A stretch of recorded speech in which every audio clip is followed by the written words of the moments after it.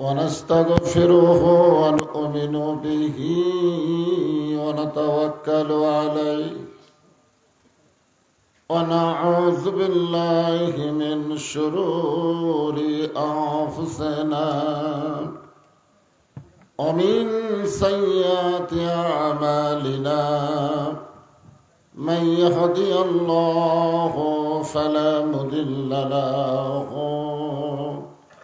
ومن يضلله فلا هادي له সকলে জবান খুলে বলেন আশহাদু আল্লা ইলাহা ইল্লাল্লাহু ওয়াহদাহু লা শারীকা লাহু ওয়া আশহাদু আন্না মুহাম্মাদান আবদুহু ওয়া রাসূলুহু الذي أرسل رسوله بالحق بشيرا ونذيرا وداعيا إلى الله بإذنه وسراجا منيرا فقد قال الله تعالى في كلامه المجيد والفرقان الحميد জবান খুলে সকলে পড়েন আউযু বিল্লাহি মিনাশ শাইতানির রাজিম বিসমিল্লাহির রহমানির রহিম ইযা আসাবাতুহুম মুসিবাতুন ক্বালু ইন্না লিল্লাহি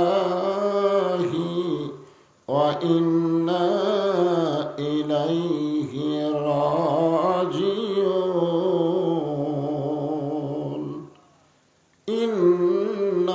ইন্নাল্লাহা ওয়া মালাইকাতাহু ইসাল্লুনা আলান নাবী ইয়া আইয়ুহাল্লাযীনা আমানু সাল্লু আলাইহি ওয়া সাল্লিমু তাসলিমা আল্লাহুম্মা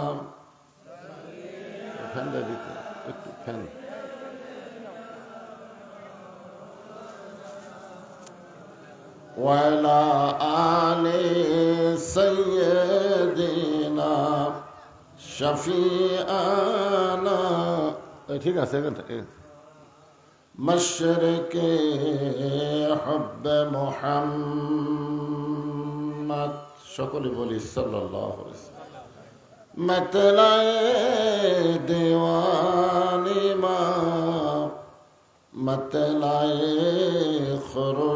خورشید عشقاست سینه سوجانی ما بلغ العلا بکماله کشف الدجى بجماله حسنت جميع خصاله صلوا عليه وآله اللهم آمين জান্নাতের বাগান থেকে জান্নাতি মানুষদেরকে নিয়ে আমি গুনাহগার তোমার রহমতের দরজায় দুখানা হাত তুলেছি আল্লাহ। হাসরের ময়দানে জব্বার আর কাহার নামে রূপ নিয়া তুমি যখন বিচার শুরু করবে তোমার সামনে দাঁড়ায়া সমস্ত নবীরা নাফসি নাফসি বলে কাঁদতে থাকবে।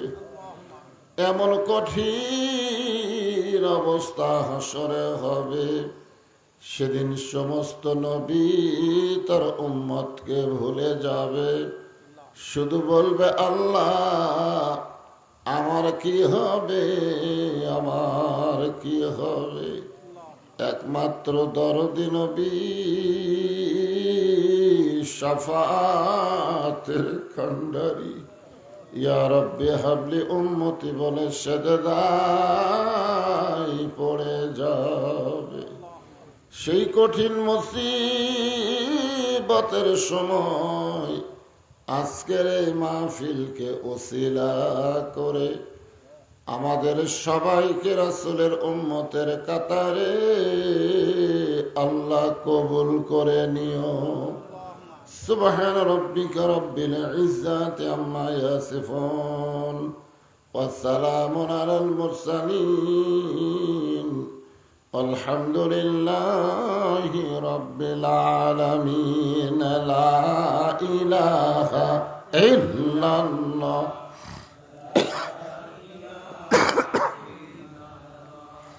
লা ইলাহা ইল্লাল্লাহ।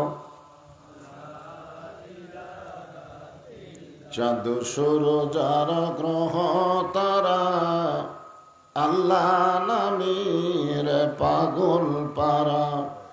চাঁদ সূরজ আর গ্রহ তারা আল্লাহ নামের পাগল পারা। আমার আল্লাহ নামের এতই দয়া, আল্লাহ নামের এতই মায়া, লুকিয়ে রাখছেন হে আল্লাহ জোরে লা ইলাহা ইল্লাল্লাহ।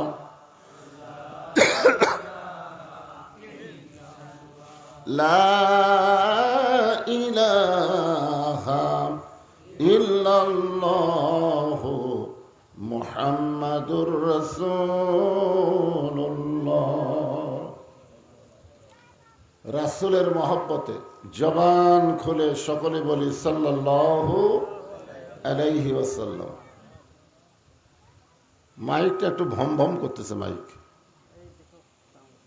হ্যাঁ চাও চাও করতেছে, কেমন যেন। তো বিজ্ঞাপন তো নাই, গ্রামের নাম চৈত্রহাটি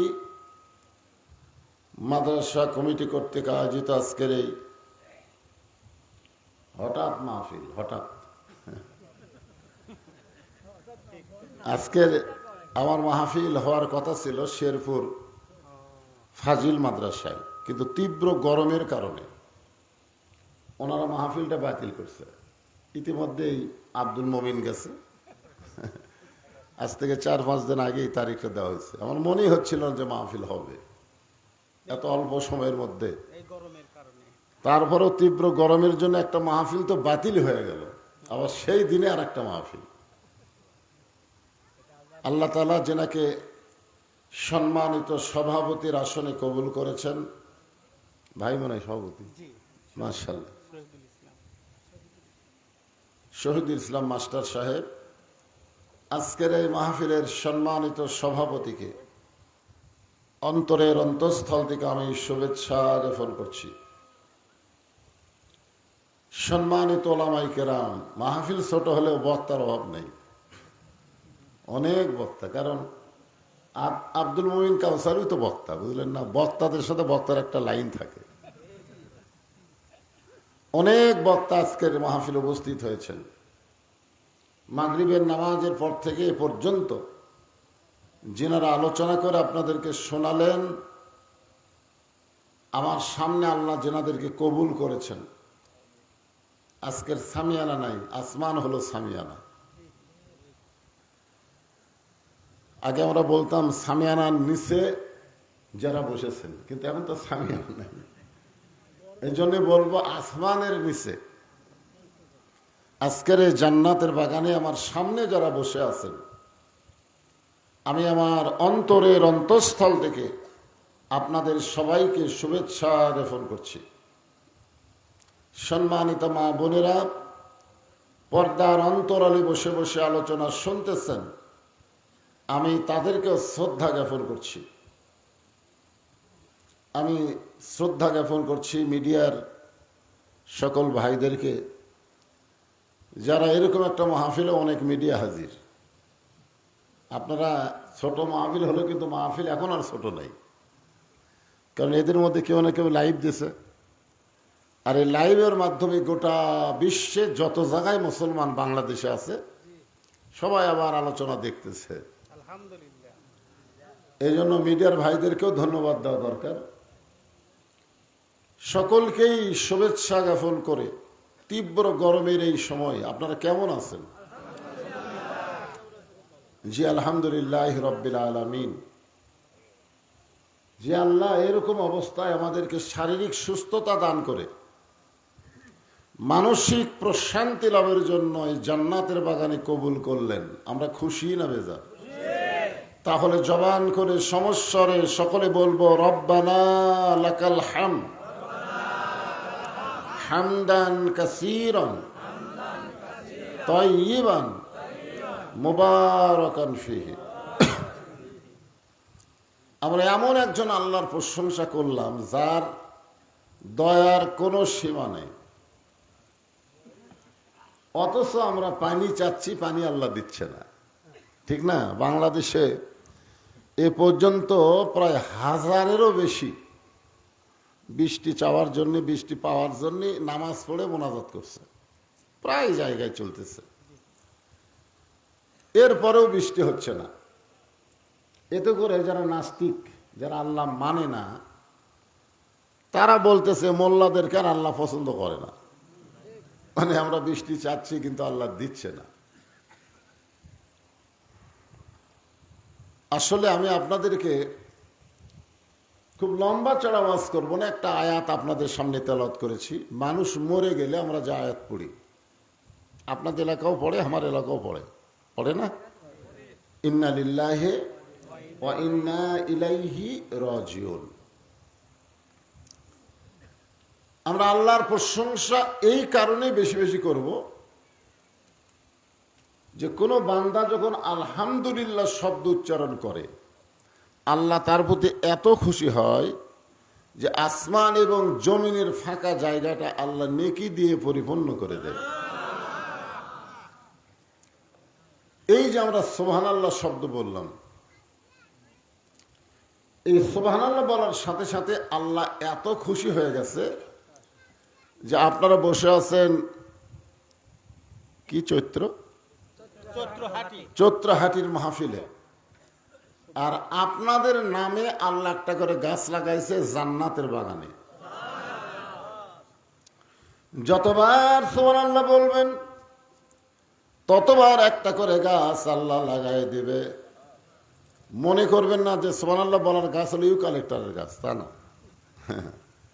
তাফসীরের মধ্যে লেখছে এমন একটা ফলবান বৃক্ষ, যেই বৃক্ষ এত বড় হবে যার ছায়া অতিক্রম করতে একটা তাজা ঘোড়ার 500 বছর সময় লাগবে। সে গাছের গোড়ায় লেখা থাকবে ওয়ালা তাশতাহি আনফুসুকুম, তোমরা যা চাবে এই গাছ থেকে সেই ফল তোমাদেরকে দেওয়া হবে। এখন আপনারা বলেন, যারা আমরা সুবহানাল্লাহ বললাম, আমাদেরকে আল্লাহ যদি জাহান্নাম দেয় তাহলে গাছের খবর কি? গাছ কোথায় লাগলো? জান্নাতে। যেরকম গাছ কোথায়? আর আমাদেরকে আল্লাহ জাহান্নাম দিল, মনে করেন যদি দেয়। ইমাম গাজ্জালী রাহমাতুল্লাহ আলাইহি বলেন, সুবহানাল্লাহ বলার পরেও ওই বান্দা যদি জাহান্নামে হয়, ওই বান্দাকে যখন জাহান্নামের দিকে নিয়ে যাওয়া হবে, জান্নাতের বাগানের এই গাছগুলো হাওমাও করে কাঁদতে থাকবে। আল্লাহ বলবে, গাছ তোমরা কেন কাঁদতেছ? গাছগুলো বলবে, আল্লাহ যারা সুবহানাল্লাহ বলার কারণে আমাদেরকে জান্নাতে রোপণ করলেন, আজকে সেই লোকগুলো জাহান্নামে চলে যায়, আমরা কার আশায় জান্নাতে দাঁড়িয়ে থাকব? আল্লাহ বলবেন, গাছ তোমরা কি চাও? গাছ বলবে, আল্লাহ ওই জাহান্নামী বান্দাদেরকে যদি আপনি জান্নাতে দেন তাহলে আমাদের কোনো আফসোস নাই, আর যদি জান্নাতে না দেন আমরাও জাহান্নামে যাবার চাই। আল্লাহ বলবেন, গাছ জাহান্নামে পুরানোর জন্য তোদেরকে জান্নাতে আমি লাগাইনি। আল্লাহ বলবে, এটাই যদি আপনার চাওয়া হয় তাহলে গাছের মালিকগুলোকে জান্নাতে ফিরাই দিলেই তো লেটা চুকে যায়। আল্লাহ তখন বলবেন, গাছ তোমাদের ওসিলাই ওই সকল বান্দাদেরকে আমি আবার জান্নাত দিয়ে দিলাম। হুযায়ফাতুল ইয়ামিন বলে, রাসূলুল্লাহ তাহলে যারা সুবহানাল্লাহ বলবে ওরা যতই পাপ করুক না কেন এরপরেও তো ওরা জান্নাতি হবে। আল্লাহ রাসূল বললেন, হুযায়ফা তিনটা তসবিহ যখন কোনো বান্দার জবান থেকে অনায়াসে বের হয়ে যায় ওই বান্দা জাহান্নামী হলো আল্লাহ তাকে জান্নাতি বানায়া জান্নাত দিয়ে দেয়। কয়টা তসবিহ? একটা হলো সুবহানাল্লাহ, একটা হলো আলহামদুলিল্লাহ, আর একটা হলো আল্লাহু আকবার। আমরা আল্লাহর প্রশংসায় এই কারণেই সবসময় করব যে ভাগ্য গুণে আমি মাঝে মধ্যে ড্রেসিং টেবিল আয়নার সামনে দাঁড়ায়, বুঝলেন, আমার কপাল এরকম হাত দিয়ে চুমা খাই, এরকম হাত দিয়ে চুমা খাই। তো ওইটা আমার ছোট মেয়ে দেখছে, দেখি ওর মার কাছে গিয়েছে, আব্বা কি পাগল হলো নাকি, নিজের কপালে নিজে চুমু খায়। তা আমার বউ আমারে কইছে, এই ব্যারাম কবর থেকে ধরলো। আমি বললাম, এই ব্যারাম ধরলো সামাইলি তিরমিজি ৩য় খণ্ড পড়ে, সামাইলে তিরমিজি শরীফের ৩য় খণ্ডে। আল্লাহ রাসূল বলেছেন, আমার যারা উম্মত হবে আমি রাসূল তাদেরকে বাহিরে রেখে কখনোই জান্নাতে প্রবেশ করব না। এই কথার দ্বারা রাসূল বুঝালেন যে আমাদের নবী জান্নাতে তখনই প্রবেশ করবেন যখন আমরা জান্নাতে প্রবেশ করব। সমস্ত নবীরা কিন্তু নফসি নফসি বলে কানবে, আর আমাদের নবীর কান্দনের সাইজকে জানেন? ইয়া রব্বি হাবলি উম্মতি, ইয়া রব্বি হাবলি উম্মতি। আল্লাহ আমার উম্মতদেরকে জান্নাত না দিলে আমি নবী জান্নাতে যাব না। আল্লাহ বলবেন, মানজাল্লাযী ইয়াশফা ইনদাহু ইল্লা বিইজনিহি, কেবলমাত্র আপনাকে আপনার উম্মতের জন্য সুপারিশের অধিকার দিয়ে দিলাম। এজন্য একটা গান আছে, আছেন আমার মুক্তার, আছেন আমার বারিস্টার, শেষ বিচারের হাইকোর্টেতে তিনি আমায় করবেন পার, আমি পাপী রাসূল জাবিনদার। আল্লাহ যখন হাকিম হয়ে আমাদেরকে আসামি বানিয়ে বিচার শুরু করবেন, ওই সময় আমাদের নবী উকিল হয়ে বারিস্টার হয়ে আমাদেরকে সুপারিশ করে জান্নাতে পৌঁছায় দিবেন। এমন নবীর উম্মত হওয়াতে খুশি না বেজার? মাশাআল্লাহ। আর আল্লাহর প্রশংসা করার আর একটা কারণ হলো এই যে দেখতেছেন আল্লাহর কোরআন। একটা হাদিসে রয়েছে, খায়রুকুম মান তাআল্লামাল কোরআনা ওয়া আল্লামাহ। এই হাদিসের ব্যাখ্যা অনেক বক্তা বলে না, খালি হাদিসের অর্থ কয়।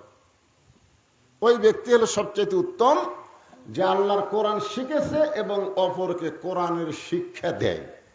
এইটুকু বলি, আর বলে না। কিন্তু হাদিসের ব্যাখ্যায় বলা হয়েছে, যে ব্যক্তি ইচ্ছা করে কোরআন শরীফ শিখবে না, খুব খেয়াল করবেন, যে ব্যক্তি ইচ্ছা করে কোরআন শরীফ শিখবে না সে ব্যক্তি ঈমান নিয়ে মরতে পারবে না। এই হাদিসের ব্যাখ্যার মধ্যে আছে। এই জন্য বলা হয়েছে কোরআন শিক্ষা করা প্রত্যেকটা মুসলমান নর নারীর জন্য কি ফরজ না। ফরজ দুই রকম, একটা হলো জানাজার নামাজ, একটা হলো 5 ওয়াক্ত নামাজ। জানাজার নামাজ কিন্তু একটা মানুষ মারা গেলে ওই গ্রামে 10 জন মিলে জানাজা করে কবর দিলে সবার উপর আদায় হয়ে যাবে। কিন্তু 5 ওয়াক্ত নামাজ খালি বুড়া থোড়া ভাঙ্গা ছোড়া পড়লেই হবে না, সবাইকেই 5 ওয়াক্ত নামাজ যেরকম পড়া ফরজ, আল্লাহর কোরআন শিক্ষা করা প্রত্যেকটা মুসলমান নর নারীর উপর তেমনই ফরজ। এখন আপনারা বলেন, এই কোরআন শিক্ষা করা কেন ফরজ? আল্লাহ কোরআনের প্রথমেই বললেন, যালিকাল কিতাবু লা রাইবা ফীহি হুদাল লিল মুত্তাকিন। আপনার ছেলে মেয়েদেরকে যে আপনি প্রাইমারি পড়াচ্ছেন না? সবাই পড়াচ্ছেন না? ছেলে মেয়ে লাতিল উৎকুর প্রাইমারি পড়তেছে। আপনারা অন্তর থেকে বলেন তো, একটা ছোট বাচ্চা প্রাইমারিতে গেলে ওই কোনো সময় ভালো হওয়ার লক্ষণ আছে? একের অন্তর থেকে এখন আমি জানি এই কথাগুলো সরকারের কানত গেলে, ভাই তো প্রাইমারি মাস্টার, তাই না?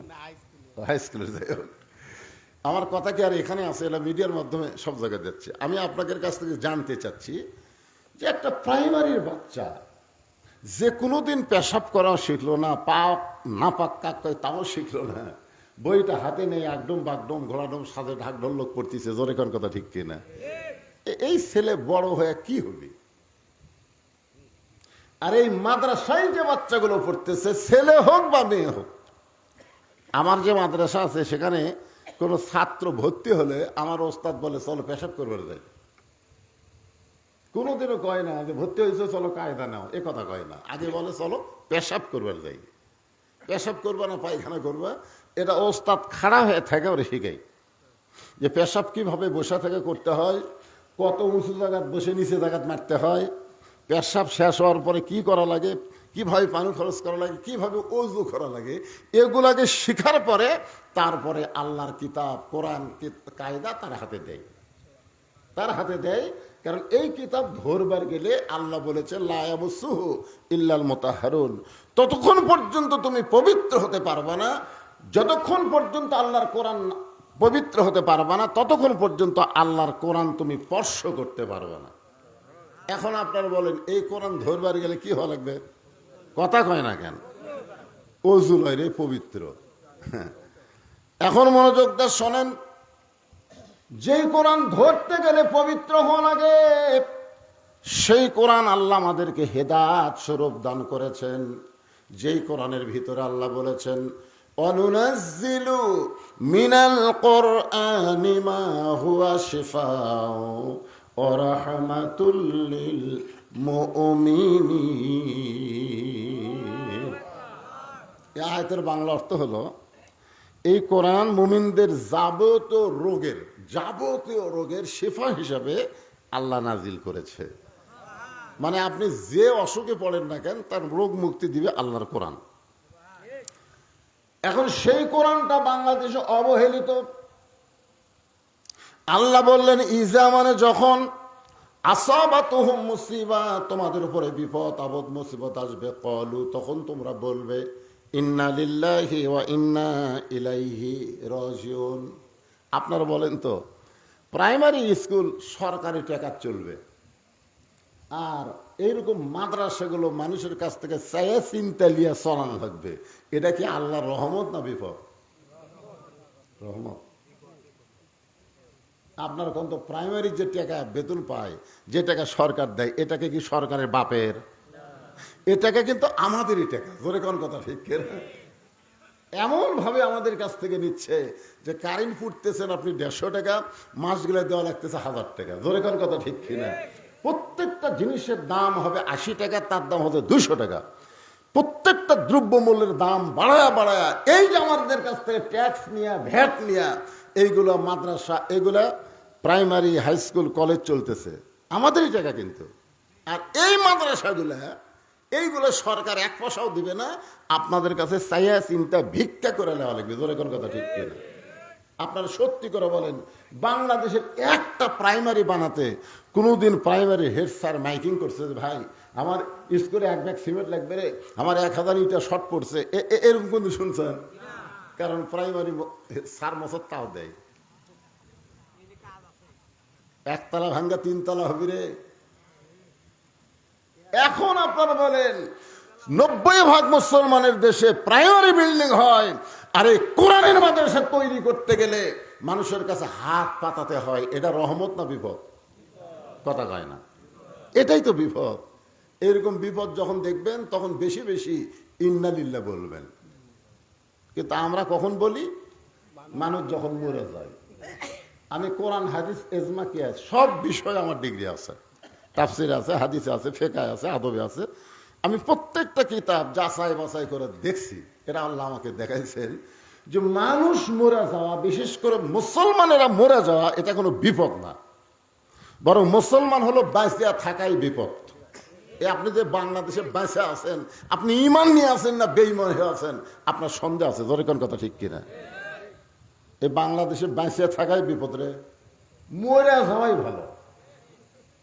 আর আমরা মরার খবর শুনে বিপদের আয়াত পড়ি। আপনি জানেন আপনি মরার পরে আপনি কোথায় যাবেন? কোথায় যাবেন?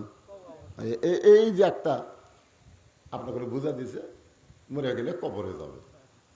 আপনি মারা গেলে আপনার জন্য দুইটা জায়গা বরাদ্দ আছে।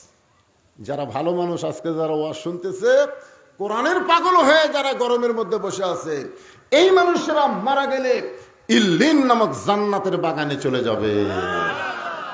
আর যারা বাড়িতে আড্ডা গুলি মারতেছে, ইচ্ছা করেও যারা কোরআনের মাহফিল আসেনি, জান্নাতের বাগানে বসে নাই, এরা মরে যাওয়ার পরে এদের রুহটা সিজ্জিন নামক জাহান্নামের অতল গহ্বরে ফেলে দেওয়া হবে। বিশ্বাস করেন না আপনি? আল্লাহ কত বড় সুযোগ দিছে যে আজকে তোমাদের গ্রামে জান্নাতের বাগান লাগছে। এটা কিন্তু জান্নাতের বাগান। আল্লাহ রাসূল বলেছেন দুনিয়াতে জান্নাতের বাগান হলো দুইটা। একটা হলো আমি নবীর মেম্বর থেকে আমার রওজা পর্যন্ত যে ফাঁকা জায়গা, ওই জায়গা হলো জান্নাতের টুকরা।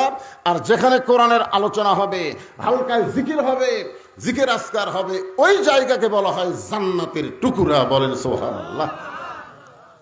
আল্লাহ রাসূল বলেছেন যত বড়ই পাপী হও না কেন, জান্নাতের টুকরার মধ্যে বসার সাথে সাথে আল্লাহ তোমাকে নিষ্পাপ বানায় দেয়। জান্নাতের মাহফিল আওয়াজ শুনতে শুনতে কেউ যদি মারা যায়, রাসূল বলেছেন সে শাহাদাতের মর্যাদা লাভ করে। আর এইরকম একটা মাহফিলে যারা আসতেছে না, ওরা মনে করতেছে আমরা মুসলমান।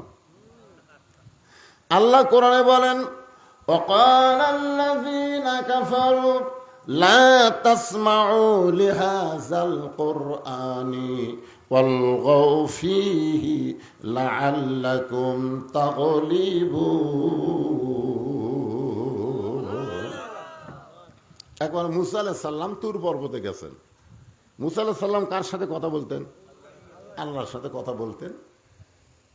তো এক সাহাবী বললেন, ইয়া রাসূলুল্লাহ, মুসা নবী আল্লাহর সঙ্গে কথা বলে, অথচ আপনি পারেন না। আপনি আল্লাহর সাথে কথা বলবার গেলে জিবরাইল লাগে। কি লাগে? জিবরাইল লাগে।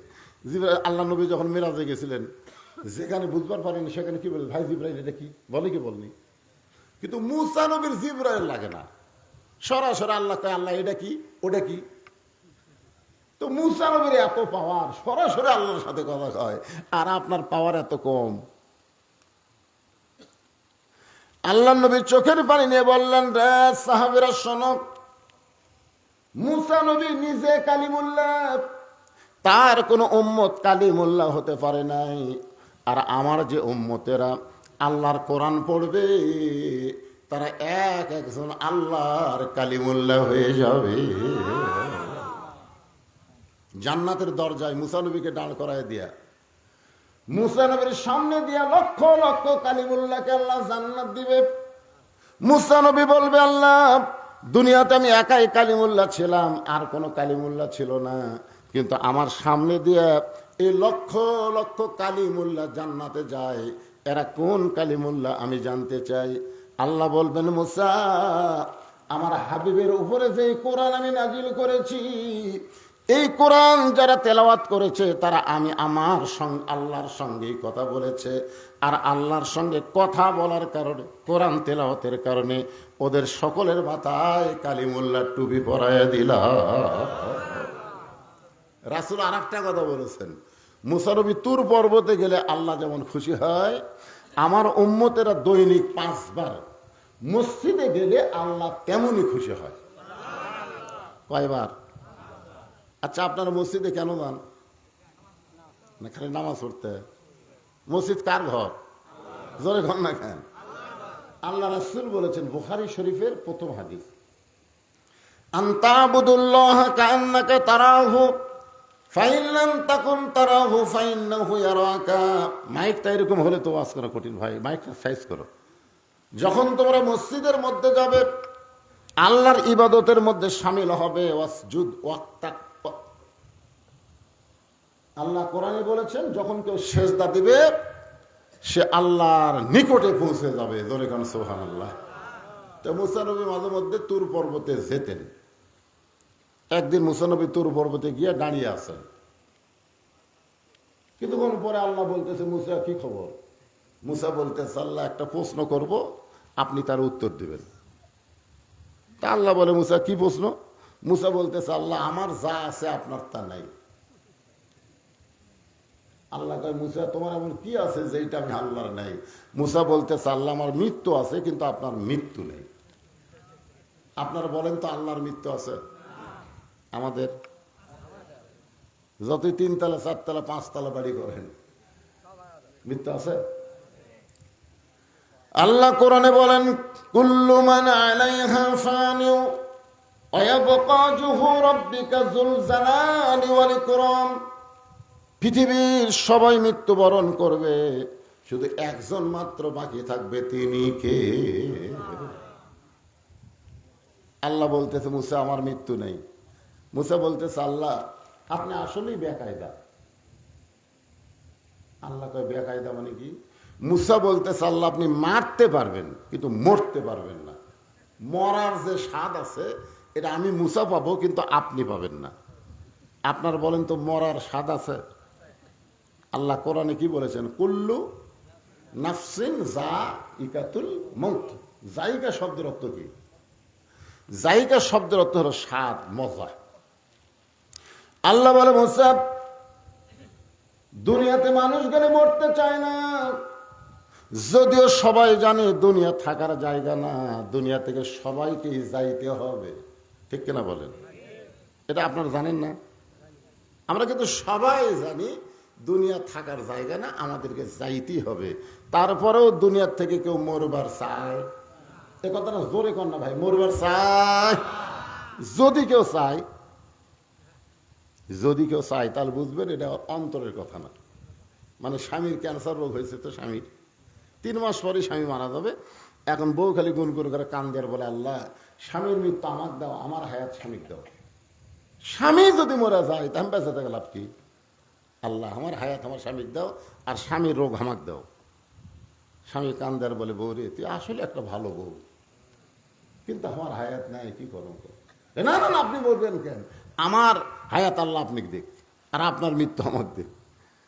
স্বামী বউয়ের গাদের যাক, তুই আসলে ভালো বউ, মরে গেলেও বুঝলাম যে একটা ভালো বউ তুই আসলাম, বুঝলেন?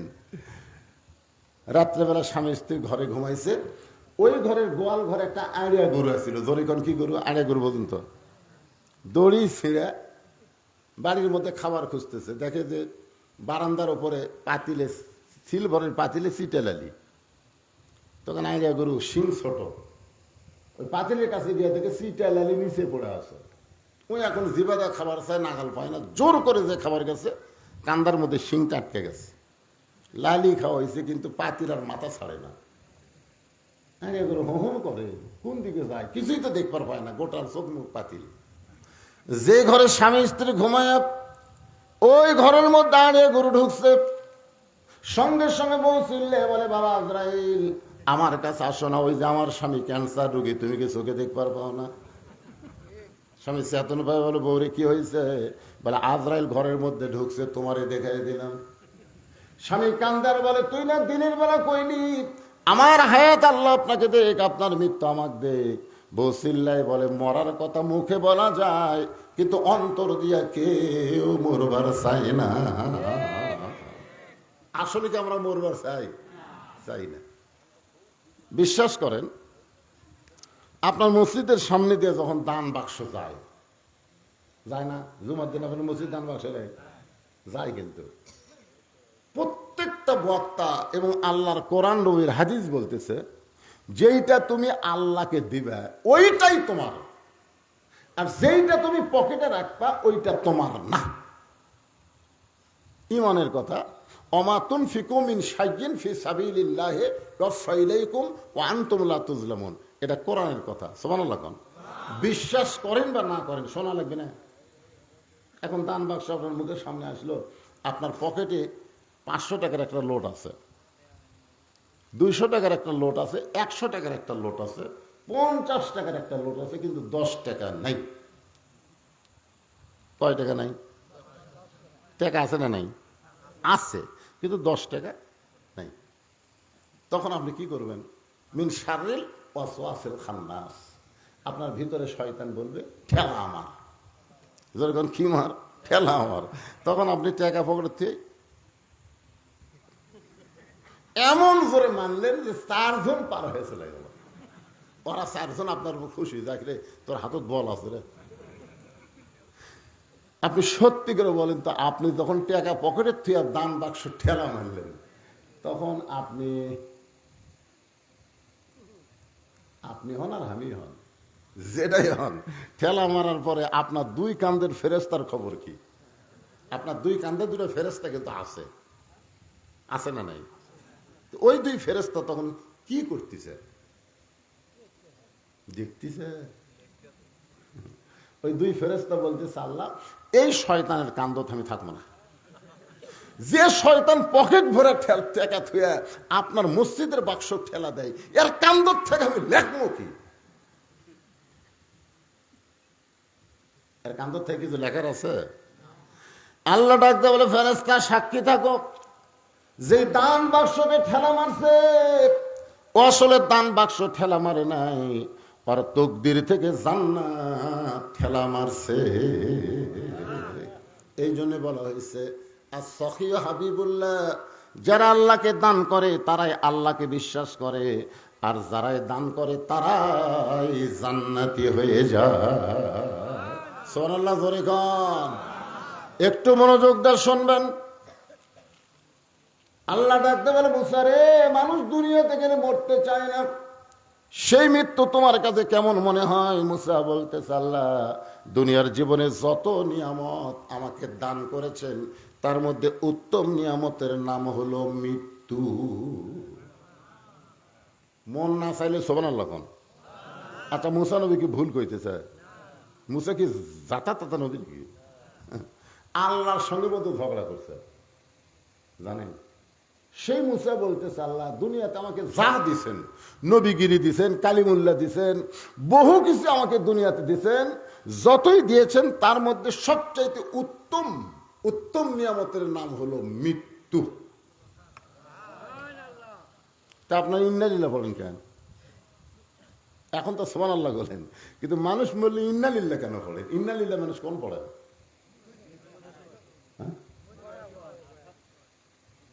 না, ইন্নালিল্লাহ হলো ইজা আসাবাতুহুম মুসিবা, যখন তোমাদের উপরে বিপদ। এই যে আমাদের ছেলেগুলো ইন্নালিল্লাহ, আমাদের যে ইয়ং জেনারেশন, এটা কিন্তু সুবহানাল্লাহ, এটা হলো ইন্নালিল্লাহ। কারণ প্রত্যেকের হাতে একটা 4G মোবাইল আছে, ওরা দরজা জানলা বন্ধ করে সবাই যখন ঘুমায় যায় তারপরে শুরু করে দেয়। ওদের মন বলে কেউ দেখতেছে না, সবাই ঘুমায় গেছে, জানলা দরজা বন্ধ। কিন্তু ওর ঈমান যদি থাকতো তাহলে বিশ্বাস করতো কেউ না দেখলো কে দেখতেছে। আরো জোরে বলেন, আল্লাহ দেখতেছে। এই বিশ্বাস যদি বাংলাদেশের যুবকদের থাকতো, একটা যুবকও নষ্ট হইতো না। কারণ বুড়া কালের কোন ইবাদত আল্লাহ কবুল করবে না, আল্লাহ কবুল করবে যৌবনের ইবাদত। এখন যতদিন ঘুষের চাকরি আছিল, বুঝলেন, ততদিন তওবা করেনি, কিন্তু যেই চাকরি গেছে তখন বলতেছে, আল্লাহ আল্লাহ আজ থেকে আমি আর ঘুষ খাবো না, আল্লাহ আমি আর ঘুষ খাবো না। আল্লাহ কয়, কে রে শয়তান, তোর চাকরি আসা, তোর ঘুষ খাওয়ার চাকরি নেই, তুই এখন তওবা করতেছিস। তার মানে যখন বুড়া তুড়া হয়ে গেছে আর চলবার পারে না, তখন আল্লাহ আর চুরি করবো না, আল্লাহ জীবনে বহু চুরি করছি, আল্লাহ আর চুরি করবো না। আল্লাহ কয়, দেহের দিকে তাকায় দেখতো, তুই আর পারবো? যখন হয় চামড়া ঢিল, আল্লাহর সাথে দেয় মিল। কোন মুরব্বী মানুষ, কোন বুড়ি মানুষ, কোন যুবতী যদি বেপর্দা অবস্থায় যায় আর বুড়ি যদি বোরকা পরে, তখন ইন্নালিল্লাহ পড়বেন, ইন্নালিল্লাহ। কারণ বুড়ির দিকে একটা বুড়াও তাকায় না, সেই বুড়ি বোরকা পড়ছে। আর যে যুবতীর দিকে সবাই তাকায় থাকে, সেই যুবতীর বোরকা নাই। জোয়ান যখন যুবকরা যখন বাহিরে ঘুরবে আর মুরব্বীরা যখন নামাজ পড়বে, তখন বুঝবেন ইন্নালিল্লাহ। আর মুরব্বীরা যদি মসজিদে নাও যায়, যুবকরা যদি নামাজ পড়ে, তখন জোরে সরে বলা লাগবে আলহামদুলিল্লাহ। এই যে ভাই আমার চাকরি করতেছে, একে মরা ফোন তো চাকরি করে পারবে? সরকারি চাকরি হলে দেখবেন একটা বয়স আসলে সরকারি কয় আর চাকরি করা লাগবে না, বসে থাকে বেতন খা, রিটায়ার কর, বসে থাকে বেতন খা। তো চোখের পাওয়ার খারাপ, কানের পাওয়ার খারাপ হয়ে গেছে, কলম ধরলে হাত থরথর করে কাঁপে, তো চাকরি করা লাগবে করে। তুই যৌবন বয়স সরকার দিছিস, এখন বুড়া বয়সে বসে থাকে খা। যারা যৌবন বয়সে 5 ওয়াক্ত নামাজ পড়বে, বুড়া বয়সে যদি নামাজ নাও পড়বার পারে, ওই যৌবন বয়সের নামাজের পেনশনের সওয়াব আল্লাহ তার আমল নামায় দিয়ে দিবে। ইন্না লিল্লাহি ওয়া ইন্না ইলাইহি রাজিউন বোঝানোর জন্য বলতেছি, একটু খেয়াল করেন। আল্লাহ বলে, মুসা মৃত্যু তোমার কাছে উত্তম মনে হওয়ার কারণ কি? মুসা বলতেছে, আল্লাহ কারণ হলো 3টা। জোরে বলেন কয়টা? খুব খেয়াল করবেন। 1 নম্বর কারণ হলো না মরলে জান্নাতে যাওয়া যাবে না। আচ্ছা, আপনারা সবাই জান্নাতে যাবার চান না? চান নাকি চান না? কারা কারা চান? আল্লাহকে একটু হাত দেখান তো দিকে। আল্লাহ দেখো, আল্লাহ, আল্লাহ সামিয়ানা নাই, আল্লাহ সরাসরি আসমান থেকে তাকায় দেখো, ফ্যানের তলে নাই, গরমের ভিতরে যারা তোমার কোরআনের ওয়াজ শুনতেছে, জান্নাতে যাওয়ার জন্য হাত তুলেছে, আল্লাহ এই হাতগুলো তুমি জান্নাতের জন্য কবুল করো। জোরে করো আমিন। হাত নামা। আচ্ছা, আল্লাহ আমাকে জান্নাত দিয়ে দিল, দিছে। এখন যদি আল্লাহ বলে জান্নাতে যাও, আমাকে আল্লাহ বলতে জান্নাতে যাও, তাহলে কিভাবে যাবেন? না না না না, জান্নাতে যাবার করলে আপনি কোন দিক দিয়ে যাবেন পারে? না, এই জিনিসটা বুঝবার পারেন নাই। একবার লাইলাতুল মেরাজে আমাদের নবী বাইতুল মুকাদ্দাস, বাইতুল মুকাদ্দাস তো চেনেন, চেনেন না? যে বাইতুল মুকাদ্দাস এখন ইহুদিরা দখল করতে চায়, এ পর্যন্ত 32-33 হাজার ফিলিস্তিনি মুসলমানকে ওরা হত্যা করছে। তার মধ্যে 20 হাজারের বেশি শিশু বাচ্চাকে হত্যা করছে। সেই বাইতুল মুকাদ্দাসে আমাদের নবী 2 রাকাত নামাজের ইমামতি করছিলেন। কয় রাকাত? সাহাবীরা জিজ্ঞাসা করলেন, হুজুর কোরআনে 2টা মসজিদের নামে একসাথে আছে? নাই। আছে, পড়ছেন আপনারা? সুবহানাল্লাযী আসরা বিআবদিহি লাইলাম মিনাল মাসজিদিল হারাম ইলাল মাসজিদিল আকসা। নবীকে সাহাবীরা বলতেছে, এই 2 মসজিদের মধ্যে দাম বেশি কার? মানে কাবা ঘর আর বাইতুল মুকাদ্দাস, এই 2টার মধ্যে দাম বেশি কার? হ্যাঁ, বাইতুল মুকাররম লয়, একটা হচ্ছে বাইতুল্লাহ কাবা ঘর, আর একটা হলো বাইতুল মুকাদ্দাস। এই 2টার মধ্যে দাম বেশি কার? কাবা ঘরের দাম নেই। যেটি আমরা হজ করবো যাইবারে, যেটা তাওয়াফ করি, সেটা হলো কাবা ঘর। আর যেটি এখন পর্যন্ত আমরা যাবার পারিনি, খালি শুনি যে ফিলিস্তিনি মুসলমান, ইসরায়েল ইহুদি। আল্লাহ রাসূল বললেন, সাহাবীরা শোনো, বাইতুল্লাহর দাম বেশি আর বাইতুল মুকাদ্দাসের সম্মান বেশি। সবাই সুবহানাল্লাহ বলেন। এখন আপনাদের কাছে আমার প্রশ্ন হলো, সম্মান আর দাম, এই 2টার মধ্যে তফাৎ কি? আমাদের বাংলাদেশে প্রাইমারির দাম বেশি, কিন্তু এইরকম মাদ্রাসার সম্মান বেশি। জোরে করার কথা ঠিক কিনা? বিশ্বাস যদি না করেন, তার একটা প্রমাণ দেখেন। আপনাকে জেনারেল শিক্ষিত এমপি যদি আপনাকে মসজিদে জুমার দিনে আসে, আর ওই গ্রামের একটা গরিবের ছেলে যদি দাওরা পাস করে ইমাম হয়, আপনারা বলেন তো এমপির কি বেশি?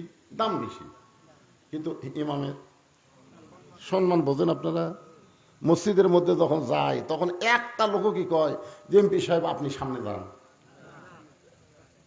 সমস্ত চামচারা, যারা এমপির চামচা, তারা পর্যন্ত কয় লাইনত দাঁড়ান। আর বেতন পায় না, মাস গেলে বেতন চালিয়ে কেশিয়ার গরম হয়, তাকে কয় হুজুর সামনে যান। তাহলে হুজুর কয়, রে তুই যত বড় এমপি হ, আমার পাশে খাড়া হ। আমি নিয়ত করার আগে তুই নিয়ত করতে পারবি না, আমি রুকুতে যাওয়ার আগে তুই যাওয়ার পারবি না, আমি সেজদায় না গেলে তোর খাড়ায় থাকা লাগবে। তোর কথা ঠিক কিনা? বাইতুল মুকাদ্দাসের সম্মান বেশি হওয়ার কারণ হলো বাইতুল্লাহ আল্লাহর ঘর। সমস্ত নবী রাসূল তাওয়াফ করতে পারে, কিন্তু একসঙ্গে সমস্ত নবী রাসূল বাইতুল্লাহর মধ্যে ঢোকে নাই। আর বাইতুল মুকাদ্দাসের মধ্যে সমস্ত নবী রাসূল একসঙ্গে ঢুকেছে। জিবরাইল বললেন, হুজুর আপনি যে 2 রাকাত নামাজ পড়ালেন, আপনার পিছনে যারা ইক্তেদা করলো তারা কে? আল্লাহ রাসূল বলেন, জিবরাইল আমি তো জানি না। ফেরেশতা জিবরাইল বললেন, 1,24,000 পয়গম্বর রাসূল আজকে হলেন মুসল্লি, আর আপনি হলেন ইমাম। আজ থেকে আপনার ডিগ্রি হলো ইমামুল আম্বিয়া, ইমামুল মুরসালিন। নবী বললেন, ভাই জিবরাইল আমি একটু সব নবীদের দেখবার চাই, সমস্ত নবীদেরও একসাথে দেখবার চাই। তখন জিবরাইল একটা মেম্বর এনে দিলেন। ওই মেম্বরে নবী দাঁড়ায় দেখতেছেন সমস্ত নবী রাসূলের চেহারা থেকে আলো আসতেছে। আলো চেহারা থেকে আসতেছে, নূর আলো আসতেছে, কিন্তু একটা নবীর চেহারা কোনো আলো নেই। আল্লাহ নবী চমকে গেলেন, সবার চেহারা আলোকিত, ওই নবীটা কি করলো, তার চেহারাতে আলো নাই কেন? আল্লাহ রাসূল ডাকলেন, ভাই এদিকে আসেন তো। নবীরা যখন আসলেন জিজ্ঞাসা করলেন, আপনার নাম কি? বলে, আমার নাম ঈসা আলাইহিস সালাম। আল্লাহ নবী বললেন, ভাই ঈসা, সমস্ত নবী রাসূলের চেহারা থেকে আলো বের হয়, কিন্তু আপনার চেহারায় আলো না থাকার কারণ কি? ঈসা বলতেছে, সমস্ত নবী রাসূল জান্নাত থেকে আপনার পিছনে নামাজ পড়তে এসেছে, কিন্তু আমি জান্নাত থেকে আসতে পারি নাই। আল্লাহ নবী বললেন, সমস্ত নবী রাসূল জান্নাত থেকে আমার পিছনে ইক্তেদা করলো, কিন্তু আপনি জান্নাত থেকে আসতে পারলেন না। ঈসা বলতেছে, এখন পর্যন্ত আমার মৃত্যু হয় নাই, আমি না মরলে জান্নাতে কেমনে যা? এখান থেকে কি বুঝলেন? জান্নাতে যাইতে গেলে কি করা লাগবে? মরা লাগবে। এই হক কথাটা ধরে কর না কেন? আপনি বলেন বা না বলেন, জাত জাত সাকারাতুল মাউত হক করুন, মৃত্যুর আগে হক। এইটাই ইহুদির বাচ্চারাও বিশ্বাস করে, হিন্দুরাও বিশ্বাস করে, বৌদ্ধ খ্রিস্টানরাও বিশ্বাস করে, মরা লাগবেই। জোরে কোন কথা ঠিক কিনা? ওদের মরা হলো পচে যাওয়া, আর আমাকে মরা মিনহা, পড়েন, মিনহা খলাকনাকুম অফিহা নুইউদিকুম অমিনহা নুখরিজুকুম তারাতান উখরা। একটু মনোযোগ দেবেন। মুসা আলাইহিস সালাম বলতেছেন, আল্লাহ মৃত্যুকে পছন্দ করে 1 নম্বর কারণ হলো না মরলে জান্নাতে যাওয়া যাবে না। আপনি এত সুন্দর জান্নাত বানাইছেন, সেই জান্নাতে যাওয়ার জন্য আমি মরতে চাই। আপনারা জান্নাতে যদি যাবার চান তাহলে মরা লাগবে। মরবেন মরবেন। আমি যেই বলবো জান্নাতে যাইতে গেলে কি চাই, আপনার সকলেই জবান খুলে বলবেন মরতে চাই। বলতে পারবেন না ভাই? যাই বলবেন তাই জিতবেন, আর যাই বলবে না ওই ঠকবি। জান্নাতে যাইতে গেলে কি চাই? আরো জোরে জোরসে বলুন। আপনি মরে যাওয়ার পর আপনার সমস্ত আমল বন্ধ হয়ে যাবে, 3টা আমল আপনার জারি থাকবে। এই যে মরতে চাই মিছিল করেন, খালি মরে দেখেন ওই 3 তলা। আমি তো আব্দুল মুমিন কাউসারের বাড়িতে কোনদিন যাইনি, বুঝলেন? আজকে যাই, আমার আত্মাই খাসা। এত এত সুন্দর বাড়িতে আমি মরবি কেঙ্গারে? আরে শোনেন, আপনি মরে গেলেও 3টা আমল আপনার জন্য আল্লাহ জারি করে থুবি। মরিয়া জারে ফুরাবো না, খালি জাতিই থাকবি। তার মধ্যে একটা আমল হলো নেককার সন্তান প্রাইমারি পড়ালে হবে না, মাদ্রাসার ছাত্র বানাতে হবে। কিছুই যদি না পারে, আপনি মরে যাওয়ার পরে আপনার কবরের পাশে যেতে বলি আলিফ বা তা সা, আলিফ বা তা সা।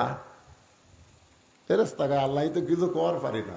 এটা কোরআনের মধ্যে আলিফ ছাড়া কোরআন হবে, বা ছাড়া কোরআন হবে, তা ছাড়া কোরআন হবে? এই কোরআনই পড়তেছে রে সবর বাপক দে।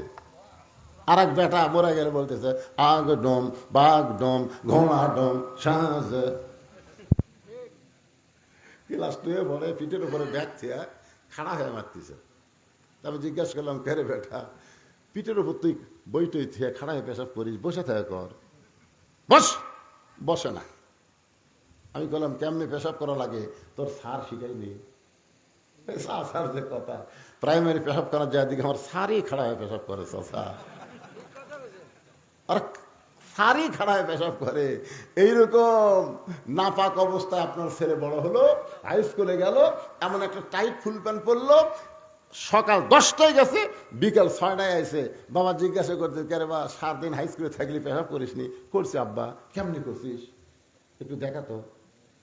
তখন এই ফুল প্যান্ট পরে তো বসা যায় না, তো কি হয়ে করছি? খাড়া হয়ে করছি। আপনার বন্ধু খাড়া হয়ে থাকে, পেশাব নিংড়িবি, কথা কর না, নিংড়িবি। পেশাব থাকতি 2-1 ফোঁটা থাকতি, সেন্ট আনলো, সেই সেন্ট আনলো, টপ টপ করে পেশাব দিয়ে আর ন্যাংটা ভেজে গেল। তো ন্যাংটা ভেজে দেয়, ওই জিনিসটা কি হচ্ছে, একসঙ্গে শুকে গেল। 4 বার যদি পেশাব করে, 4 বার 40 ফোঁটা পেশাব দেয়, ওটা নাফাক হয়ে গেল, বিষক্রিয়া হয়ে গেল, ব্যাকটেরিয়া হয়ে গেল। অনুবীক্ষণ যন্ত্রতে দেখেন ওই জায়গা পোকা খাইলে কিলবিল কিলবিল কিলবিল করতেছে। ওই আবার কলেজে গেল, ওই একই অবস্থায়। কিছুদিন পর দেখা গেল পর্দার ভালো নাই, বেলে মাছ হয়ে গেছে। বিয়ে করবার চাই, বিয়ে করবো না, বিয়ে করবো কোথায়, তোর মাল আছে? আর এই মাদ্রাসার বাচ্চা করে পড়া দেখেন, ওরকে কোনোদিনও টাইট ফুল প্যান্ট পরে নাই, পেশাব করে পানি লিছে, টপ টপ করে পড়ারও সুযোগ দেয়নি। ওই একটা মাল হচ্ছে। আজকে দেখলাম এক হুজুর 4 বিয়ে করছে, যেরকম 12 বিয়ে করছে। তারপরে বউরা বলতে, হুজুর খাবার ছাড়বো না। এই রে মজা পাশে ভাই। ওই হুজুরটা কিন্তু আপনার জন্য জানাজার ইমামতি করবে, আপনার জন্য দোয়া করবে, রব্বির হামহুমা কামা রাব্বায়ানি সগীরা। যদি নেককার সন্তান আপনার ভাগ্যে না হয়, নেককার সন্তান যেখানে তৈরি করা হয় সেই মাদ্রাসা তৈরি করা লাগবে। সে মাদ্রাসায় টাকা দিবেন, মাদ্রাসায় জায়গা দিবেন, মাদ্রাসার ঘর নির্মাণ করে দিয়ে আপনি কবরে যাবেন। আপনি কবরে গেলে কি হবে? ওই মাদ্রাসা থাকবে যতদিন, ততদিন আপনার কবরে আল্লাহ সওয়াব পৌঁছায়া দিবে। বাজানকে একটু খেয়াল করবেন। সদগায়ে জারিয়ার মধ্যে বহু ওয়াজ আছে, আমি সেই ওয়াজটা এখন করতেছি না, সময় হলে আপনাদের সামনে বলবো। আল্লাহ বলে, মুসারে মৃত্যুকে পছন্দ করার 2 নম্বর কারণ কি? 1 নম্বর কারণ জান্নাত পাওয়ার জন্য মরবা। 2 নম্বর কারণ কি? মুসা বলতেছে, আল্লাহ মৃত্যুকে পছন্দ করার 2 নম্বর কারণ হলো আমার মৃত্যুটা কেবলমাত্র, এ ভাই এটা খেয়াল করে শুনবেন, আমার মৃত্যুটা কেবলমাত্র আল্লাহর জন্যে। কার জন্যে? আর আমরা মর্ম কার জন্যে? ও যে 7ই জানুয়ারি নির্বাচন হলো না, ভোট আপনাকে এলাকাতে হয়নি? 7ই জানুয়ারি আমাকে এলাকাতে ধর পাগল শুরু হলো, বুঝলেন? আমার এলাকার এক বিএমপি নেতা ওই মরার আগেই গোরস্থানত যায় একটা কবর করছে। মানে কবে মরবে ওর দিন পর্যন্ত ধৈর্য নেই। ওই মরার আগে একটা কবর খুঁড়ে নিচে খেয়াল পাড়িছে, ফ্যান পাড়ে, তার উপর কম্বল দিয়ে ওই ল্যাব গাও দিয়ে শুয়ে থাকে। 7ই জানুয়ারি কিন্তু শীতকাল, বুঝতেছেন না? কম্বল গাও দিয়ে শুয়ে থাকে কবরের মধ্যে। আপনার বলতো মানুষ জ্যাঁতা অবস্থায় কেউ কবর থাকতে চান, কিন্তু ওই লোকটা জ্যাঁতা অবস্থায় কবরের মধ্যে আছে। মাঝে মধ্যে বাড়ি ফোন করে, কে গো খবর কি? বলে, খবর তো আমাকে ভালো আছে, আপনার খবর কি? এ পর্যন্ত সন্ধ্যার থেকে এ পর্যন্ত 3 বার পুলিশ আছে। আমার টেনশন করিস না, আমি এমন জায়গাতে আছি পুলিশের বাপেরও ক্ষমতা নাই ধরবার পরে। পুলিশের বাপেরও ক্ষমতা নাই যে আমাকে ধরবার পরে। আসলেই তাই, একটা পুলিশও গোরস্থানত যায় না, সব খালি লোকালয়ের মধ্যে খোঁজে, ওই ডাঁটে ঘুম পাড়ে। মনে করেন, এটা বোঝানোর জন্য বলতেছি, মনে করেন আল্লাহ আজরাইলকে বলছে পুলিশের পোশাক পরে ওর কাছে যা, এটা বোঝানোর জন্য বলতেছি। তো এখন আজরাইল পুলিশের পোশাক পরে ওর কাছে যায়, বলতেছে, কে রে ভাই? বললাম, হেই তুই কেমনে খোঁজ পেলি রে? এই জায়গার তো পুলিশ আসার কথা না, তুই কেমনে খোঁজ পেলি? তখন বলছে যে, ভাই আমার নাম হলো আজরাইল। যেই বলছে আজরাইল, ছোট বাচ্চার মতন কান দেয়ার বলে, ভাই রে বর্তমান বাংলাদেশে যেই পরিবেশ চলতেছে, এই পরিবেশে মানুষ পুলিশ ধরার ভয়ে আজরাইল ধরার কথা ভুলে গেছে। ইন্না লিল্লাহি ওয়া ইন্না ইলাইহি রাজিউন। সবচাইতে বড় বিপদ হলো যেটা আসল ধরা আজরাইল, সেইটার কথা মানুষের মনে নাই, নকল ধরা পুরুষের ভয়ে গরস্থানের মধ্যে ঘুম পাড়তিছে। এটা কি রহমত না বিপদ বাংলাদেশের জন্য? মাশাআল্লাহ। গত হাটে গোস্ত কিনছে 620 টাকা দিয়ে, গরুর গোস্ত। এই হাটে জামাই আছে, শাশুড়ি বলতেছে 2 কেজি নিয়ে আস।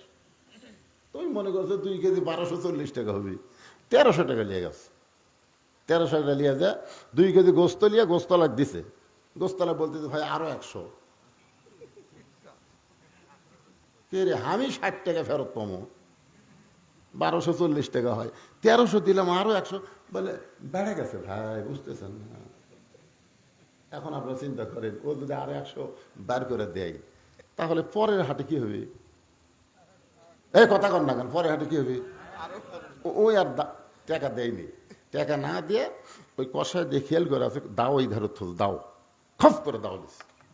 দাও লিয়াই যে খাটের ওপর গোস্ত কাটে, খাটে মারছে লাগতি, খাটি লাগতে করে ফেলে দে, ওর কান্দের উপর দাও ধরে বলতেছে কত করে কেজি কর, কত করে কেজি?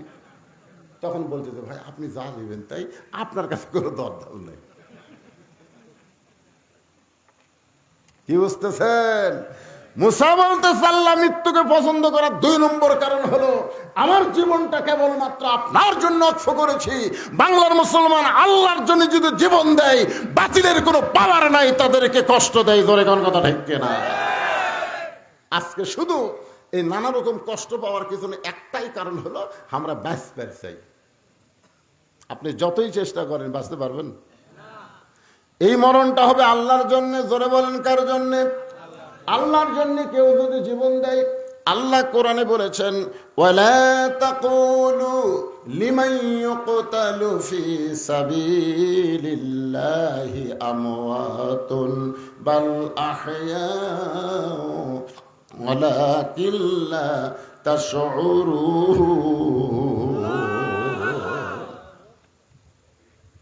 ওই যে জল্লাদ, আজকে দেখলাম ফেসবুকে, জল্লাদ শাহজাহান নাকি এক পতিতাক বিয়ে করছে। কাক বিয়ে করছে? পতিতা, মানে কোনো মেয়ের সাথে বিয়ে বসবে। ওই এতগুলো মানুষ ফাঁসি দিয়েছে, হত্যা করছে, এর নামই হচ্ছে জল্লাদ শাহজাহান। তো জল্লাদ শাহজাহান যখন জেলখানা থেকে বের হলো, তখন কিছু কিছু সাংবাদিক ওর কাছে গিয়ে বললো ভাই আপনি তো এ পর্যন্ত অনেকেরই ফাঁসি কার্যকর করছেন, মানে দড়ি ফাঁসি দিয়ে ইয়ে করছেন, তো এই ফাঁসি দেওয়ার 2-1টার কথা কি আপনি বলতে পারবেন? যে ফাঁসি দেওয়ার সময় আপনার খুব কষ্ট লাগিছে বা আনন্দ লাগছে এরকম। তখন বলতে ভাই এরশাদ শিকদারের ফাঁসি দেওয়ার সময় আমার খুবই আনন্দ লাগছে। কি শিকদার? এরশাদ শিকদার। আর একজনের ফাঁসি দেওয়ার সময় আমি খুবই কান্না করছি। তো বলে কার জন্য কাঁদছে? বলে যেটার জন্য কান্দিছি তার নাম ধরলে আমার আবার জেলে ঢুকাবি। মানে যার জন্য আমি কান্দিছি তার নাম যদি আমি বলি তাহলে আমি আবার জেলে জ্বরে গেলি। তো তখন ওই সাংবাদিকরা তো বুঝতে, সাংবাদিক মানে কি, কামড়া ধরছে যে ভাই বলেন, ইশারা ইঙ্গিতে বলেন। তখন বলতেছে ভাই একজন লোকের ফাঁসি হবে। আমরা গেলাম 3 জন, যাই দেখি সে লোকটা নামাজের মধ্যে আছে। রাত 12টা 1 মিনিটে ফাঁসি হবে, কিন্তু লোকটা নামাজের মধ্যে আছে। আমরা ঘড়ি দেখে দেখলাম এখন 8 ঘন্টা। লোকটা নামাজ শেষ করার পরে বলতেছে কি খবর? বলে আপনার তো ফাঁসির সময় হয়ে গেছে, আপনি প্রস্তুতি নেন। তখন বলে হ্যাঁ আমি একটু 1 গ্লাস শরবত রাখছি, তো এই শরবতটা খাই। তো শরবত খাওয়ার পরে বলতেছে কে রে দেখো তো আমার মাথার চুল টুল ঠিক আছে কিনা। জল্লাদ শাহজাহানকে এখনই আর ফাঁসি হবি, আমার চুলও দেখতেছে। তা আয়না বার করে চুল হেসে বলতেছে দেখো তোমার কাপড় চুপড় ঠিক আছে কিনা, পিছন ঠিক আছে। তখন একজন রাগ করে এ ভাই আপনার ফাঁসি হবে ভাই রে, আপনি এইরকম করতেছেন, আপনার ফাঁসি হবে তো। তখন মুসকি হাসিতে বলে তুমি কি মনে করো? জল্লাদ শাহজাহানকে বলতেন তুমি কি মনে করো? জল্লাদ শাহজাহান মূর্খ মানুষ বলতেছে আপনার মৃত্যু হবে, ফাঁসি হওয়া মানে আপনার মৃত্যু হবে। আল্লাহর বান্দা মুসকি মুসকি হাসিয়ার বলে তোমার কাছে মৃত্যু আর আমাকে শাহাদতের পিয়ালা পান করার জন্য আল্লাহ ডাকতেছে। ولا تقولوا لمن يقتل في سبيل الله أموات بل أحياء ولكن لا تشعرون। আল্লাহর জন্য যারা জীবন দেবে আল্লাহর জন্য যারা জীবন দিবে, আল্লাহ বলেছেন তাদেরকে তোমরা মৃত্যু বলো না, আমি আল্লাহ বলতেছি তারা জীবিত। আল্লাহ বলে, মুসা রে, আমার জন্য তোমার জীবনকে যদি অক্ষ করে দাও তাহলে তোমার মৃত্যু হবে না, তুমি অমর হয়ে যাবে। এখানে আমরা যত মানুষ আছি আমরা তো মরবই নাকি কোন, তা আমাদের মৃত্যুটা যেন আল্লাহর জন্য হয়। রাজি আছেন? তাহলে আমি যেই বলবো কার জন্য মরবো, আপনারা সকলে বলবেন আল্লাহর জন্য। আমরা মরবো কার জন্য? আরো জোরে। সত্যি আল্লাহর জন্য যদি মরি, মুসা আলাইহিস সালামের 3 নম্বর কারণটা মজার কারণ। এই মজার কারণ বলার আগে আমি একটা গান গাই, দেখেন আগে গানটা শোনেন। চলতে পথে 2 দিন থামিলাম, যাবার কালে একজন আরো দেখা না পাইলাম। গানটা কি শুনতেছেন? মনে দেয় এই যুবকেরা শুনতেছে? এখন এই যেগুলা গান বাড়াইলে গান করে, এই কয়েকদিন একটা গান বাড়াচ্ছে, এই এলাকার যুবকেরা পাশে কিনা? একজন মানুষ হইয়া তুমি কয়জনকে বিলাও মন, মুখে তোমার ভালোবাসা অন্তর কয়লার মতন। একটা গান বাড়াইনি, হারাম একটা গান বাড়াচ্ছে। এখন যুবকেরা একজন মানুষ হইয়া তুমি কয়জন রে বিলাও মন। গান কাক কয় শোনেন। চলতে পথে 2 দিন থামিলাম, যাবার কালে একজন আরো দেখা না পাইলাম। 2007 সালে আমি গুরুদাসপুরে ওয়াজ করে যখন যাচ্ছিলাম, গুরুদাসপুরে ওয়াজ করে যাচ্ছিলাম, আপনার বগুড়া এবং নন্দীগ্রামের মাঝখানে একটা বীরগ্রাম স্ট্যান্ড আছে। ওই স্ট্যান্ডে আমার গাড়িটা ট্রাকের সাথে অ্যাক্সিডেন্ট করলো। করার পরে ঘটনাস্থলে আমার সেক্রেটারি মারা গেল। আমার সেক্রেটারি ঘটনাস্থলে কি হলো? মারা গেল। আমি মরছিলাম না, আমি আহত অবস্থায় হাসপাতালে চলে আসলাম। ওই সময় একটা রব উঠছিল আপনাকে গোটাল এলাকায়, বদরশিদ মারা গেছে। এটা হলো 2007 সালে, 7 সালে। হ্যাঁ, তা আমি চিন্তা করলাম যে এই সেক্রেটারির নাম ওরা যদি আমি মরতাম, তখন কিন্তু আমি মানে খুব একটা ভাইরাল বক্তা ছিলাম না, মোটামুটি 2-1 জন চিনত আমাকে। তো ওই যদি আমি মরতাম তার শেষ। কাউসারি মরে গেছে, শেষ। কাউসারি মরে গেছে, শেষ। কাউসারি কি আছে? ওই যায় দেখেন হয়তো 2 তলা বাড়ি আছে। আমি চিন্তা করলাম 7 সালে আমার সেক্রেটারি মরলো, আমিও যদি মরে যেতাম শেষ হয়ে যেতাম, পারে কি করা যায়। তখন ওই 2007 সাল থেকে ওয়াজ করে যত টাকা পাই, ওই টাকা আমি 10 ভাগ খাই আর 90 ভাগ জমা রাখি। খাই কত? 10 ভাগ আর 90 ভাগ জমা রেখে 2014 সালে বর্তমান জায়গা হয়েছে 235 শতক। আমার মাদ্রাসা মসজিদের জায়গা হলো 235 শতক। 235 শতক বুঝেছেন? 235 শতক এরিয়ার মধ্যে মসজিদ, মাদ্রাসা, এতিমখানা। এই যে 7 সাল থেকে 14 সালে আমি সমস্ত টাকা জমায়া 2014 সালে 1,12,00,000 টাকা দিয়ে, 1 কোটি, সেই সময় 1,12,00,000 টাকা দিয়ে আমি সাময়িকভাবে মসজিদ আর মাদ্রাসা নির্মাণ করছি। এখন নতুন করে মাদ্রাসা করে সেখানে আবার 2 তলা করতেছি। আমার যে মহিলা মাদ্রাসা সেটা এখন 3 তলা। জোরে ঘর কয় তলা? এইগুলোর মধ্যে পৃথিবীর কারু 1 টাকা দানও নেই, সদগাও নেই। সম্পূর্ণ টাকা আমি ওয়াজ করে কামাই করে আল্লাহর পথে খরচ করি। একটাই কারণ, আমি মরে যাওয়ার পরে ফুরে যাব না। মসজিদ মাদ্রাসা যতদিন থাকবে ততদিন বদরশিদের নাম থাকবে। জোরে কথা কন না, গান কথা কন। এই জন্যই তো গানটা গাচ্ছি। চলতে পথে 2 দিন থামিলাম, যাবার কালে একজন আরো দেখা না পাইলাম। ও আমার সাদের মালা যাইরে ছিঁড়ে, রইব না আর বেশি দিন তোদের মাজারে। বাল তুসিরুনাল হায়াতাদ দুনিয়া ওয়াল আখিরাতু খায়রু ওয়া আবকা। আল্লাহু আকবার, আল্লাহু আকবার। ভাইজান, এই যে আব্দুল মুমিন কাউসারি যে মাদ্রাসা করছে, এই করাতে কি আপনারা রাগ করছেন? আপনারা বেজার হচ্ছেন? তা আমাকে যে গল্প শোনালো যে মাদ্রাসা করছে ঠিকই, মাদ্রাসার যে টিনগুলো দিছে, যে টিন দিতে করে কে দিছে? সে বাড়িওয়ালা কে আছে? সেটা একটাও নাই, এটি নাই। কোনটা বক্কর ভাই রে? আবু বক্কর ভাই। আপনি জানেন আল্লাহ নবীর সাহাবীদের মধ্যে সবচাইতে 1 নম্বর সাহাবীর নাম কি? এই ভাই এখন এটা কি উঠতেছে? ওটা ভাই আসেন আসেন।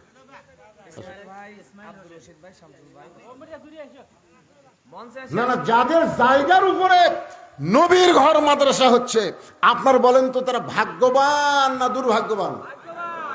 তাহলে সেই নবীর ঘর। হ্যাঁ, আপনি কিছু দিবে চাচ্ছেন?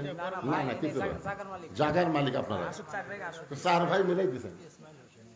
ইসমাইল হোসেন কয় ভাই? 4 ভাইকে দেখা লাগবে। আপনারা দেখেন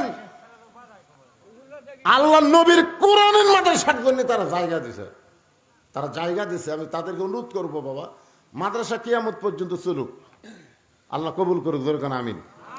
এই মাদ্রাসার ঘর নির্মাণের জন্য যে টিন কয়টা লাগবে, আপনাকে 4 ভাই দেওয়া লাগবে। কি করছেন? কিছুই না, আপনার নিজের বাড়ির জন্য, গোসলখানার জন্য, পায়খানার জন্য আপনার অনেক টাকা খরচ করছেন। আর এই নবীর ঘর কয়টি টিন লাগবে আপনারা দেন। আমি পৃথিবীর কারো কাছে মাদ্রাসা দেখাচ্ছি, আব্দুল মুমিন কাউসারের মাদ্রাসা দেখাচ্ছি, কারো কাছ থেকে লেখা আছে দান মুক্ত প্রতিষ্ঠান। আপনার 4 ভাই দিয়ে পারবেন, দেন।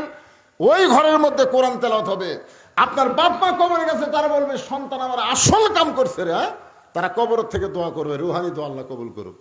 বলেন 21 বান্ডি টিন আপনার 4 ভাই দিবেন। কি আছে? আপনাকে গাছ আপনারাই দিয়েছে, সবই আপনারা দিয়েছেন। টিনের যায় এটা হাত চাললে হবে, তাহলে কি হবে? কোন আল্লাহ আসতে কোন জায়গা তো আপনাদেরই সবই থাকবে। আরে থাক, আরেক ভাই কুটি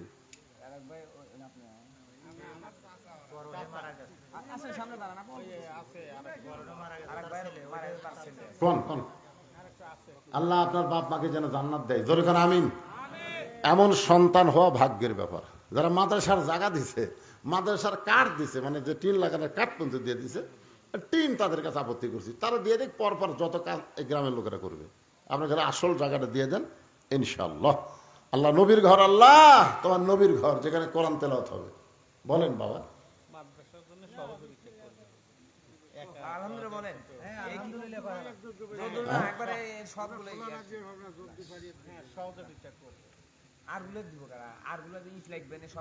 আপনারা রাজি হন না কেন? 4 ভাই মিলে দিবেন, সমস্যা কি? যদ্দূর না, এখানে নাম তো নাম মানে দেওয়া লাগবে, টিনগুলো আপনাকে দেওয়া লাগবে। মানুষের যারা করতেছে 1 লাখ 2 লাখ করে দিতেছে, জানা আলম চাচাও থাকবে। 4 ভাই মিলে আপনারা এখনো লাগবে, ইট লাগবে, ফ্যান লাগবে। যদ্দূরের একটা বলে, যদ্দূর বলতে আর গুলো দিবি কারা? আরো যে লাগবে না, আরো 2 লাখ টাকা। একজনও যাবেন না। এই সময় যদি কেউ যাওয়ার চেষ্টা করে প্যারালাইসিস হবে, জানেন? হ্যাঁ, আল্লাহর কোরআনের নবীর মাদ্রাসা কি মনে করতেছেন? একটা মানুষ ভালো ঘুমাইছে রে, আমার এলাকার ভালো মানুষ হয়েছে, সকাল উঠার পা পাতা পারতেছে না, পরে যায় প্যারালাইসিস।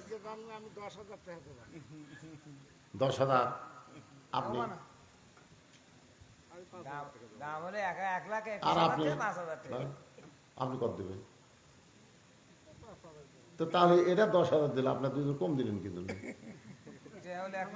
আরগুলো দিবি কারা?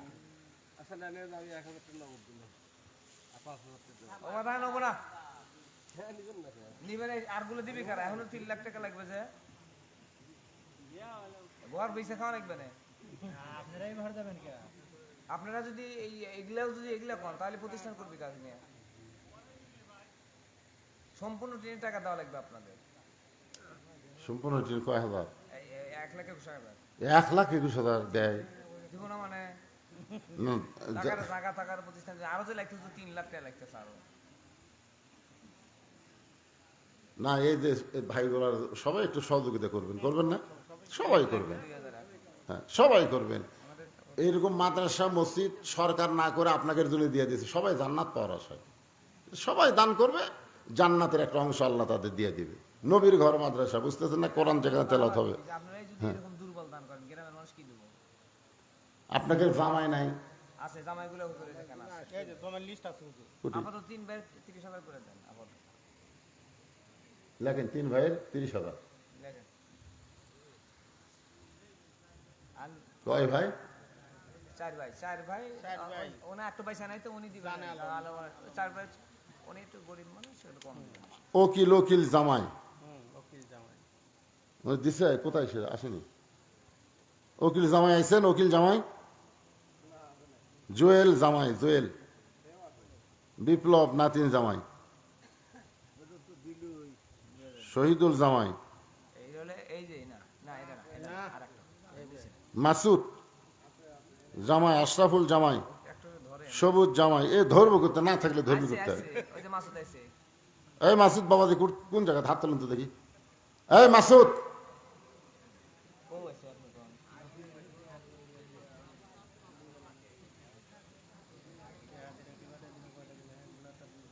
টাকাই বলো ওঠেনি কয় টাকায় উঠছে কয় টাকা আছে ওটা নাই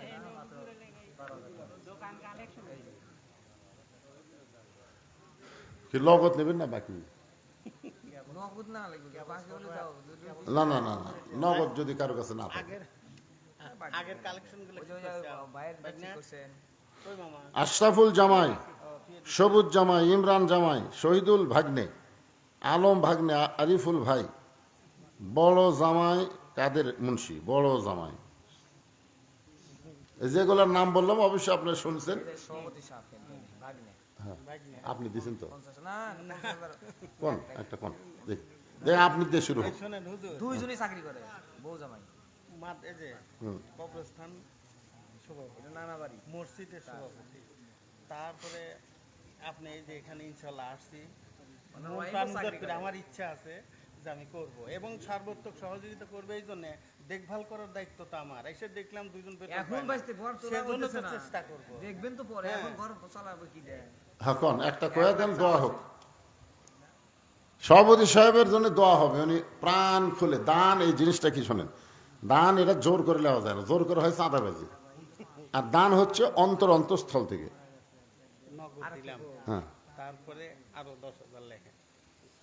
আজকের মাহফিলের সম্মানিত সভাপতি সাহেব হইলো না কই? সবাই চুপ করেন তো। নগদে 2,000 বাকি 10,000 জোরে বলেন মারহাবা আস্তে আস্তে হবে আস্তে আস্তে হবে একবারে হয় না মানে দুইজনই চাকরি করে ফ্যান লেখেন হুজুর, ফ্যান লেখেন, দু একটা ফ্যান লেখেন। লেন দুটো ফ্যান লাগে পাঁচটায় না, আমার মা খুব অসুস্থ। জি। মা, আমি যখন আসি তখন আমার বাবা বলতেছে আমার বাড়ির যে টোকা বাবা আমি কি দেবো, তাহলে তোমার নামে কি লিখে দিয়ে আসবো, কয় তাহলে আমার নামে একটা ফ্যান দিয়ে আসো। তাহলে মার জন্য 2টা ফ্যান লেখে। এই দুটো ফ্যান মাশাল্লাহ আর আর চাপ দেন না আর চাপ দেন না 1 লক্ষ কত চাপ দেওয়া হয় না মাদ্রাসায় 2,000 টাকা নগদ 10,000 টাকা বাকি 2টা ফ্যান জোরে বলেন মারহাবা আপনাদের মধ্যে একজন খারাপ বলেন হুজুর একটা ফ্যান দেবো ফ্যান এই গরমের মধ্যে মাদ্রাসায় একটা ফ্যান দেবেন বাচ্চাদের উপর বাতাস হবে আপনার আপনজন কবরে গেছে আল্লাহ তাদের জান্নাতের বাতাস খুলে দিবে দেন নিয়ত করেন 2,000 ইট লাগবে মাজা করতে 2,000 ইট লাগবে আপনি কি দিবেন কি নাম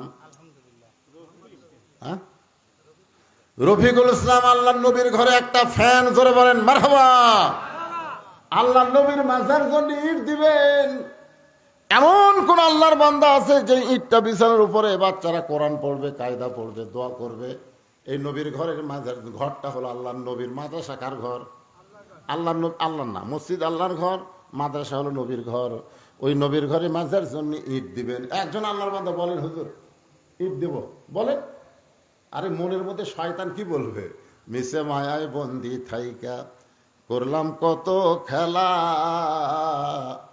পশ্চিমে তাকিয়া দেখো তোমার ডুইবা গেছে বেলা এক পলকের নাই ভরসা এক পলকের নাই ভরসা মিশে সকল আশা কখন বুঝি দারুণ ঝড়ে ভাঙবে তোমার বাসা ভাইজান এক পলকের ভরসা নেই একটু নিয়ত করে বলেন আপনাদের মধ্যে এমন কোনো দানবীর নাই জামাই নাই যে 1,000 ইট দিবেন 1,000 ইট ওই যে শহীদুল জামাই আমার ধনী মানুষ এই বাড়িরই জামাই শহীদুল ভাই শহীদুল কোথায় শহীদুল বাবা হাত তোলো না কেন জামাই জামাই বাড়ি এটা জামাই এটা হাত তোলেন কোনটা সেটা কি বলছে? এখানে একটা আদায় মাদ্রাসার ঘর হয়ে গেল, আপনাদের মধ্যে গামছা আদায় করছেন, গামছা আদায় করছেন, করছেন শহীদুল ইসলাম। এই আল্লাহর এই নবীর মাদ্রাসায় শোনেন, আল্লাহর এই নবীর মাদ্রাসায় একটা কোরআন শরীফ দান করবেন। যে কটা ছাত্রী হবে তাদের হাতে একটা করে কোরআন শরীফ, ধরেন 50টা ছাত্রী, 50টা কোরআন শরীফ আপনাকে দান করা লাগবে। এক কোরআন মাত্র 500 টাকা।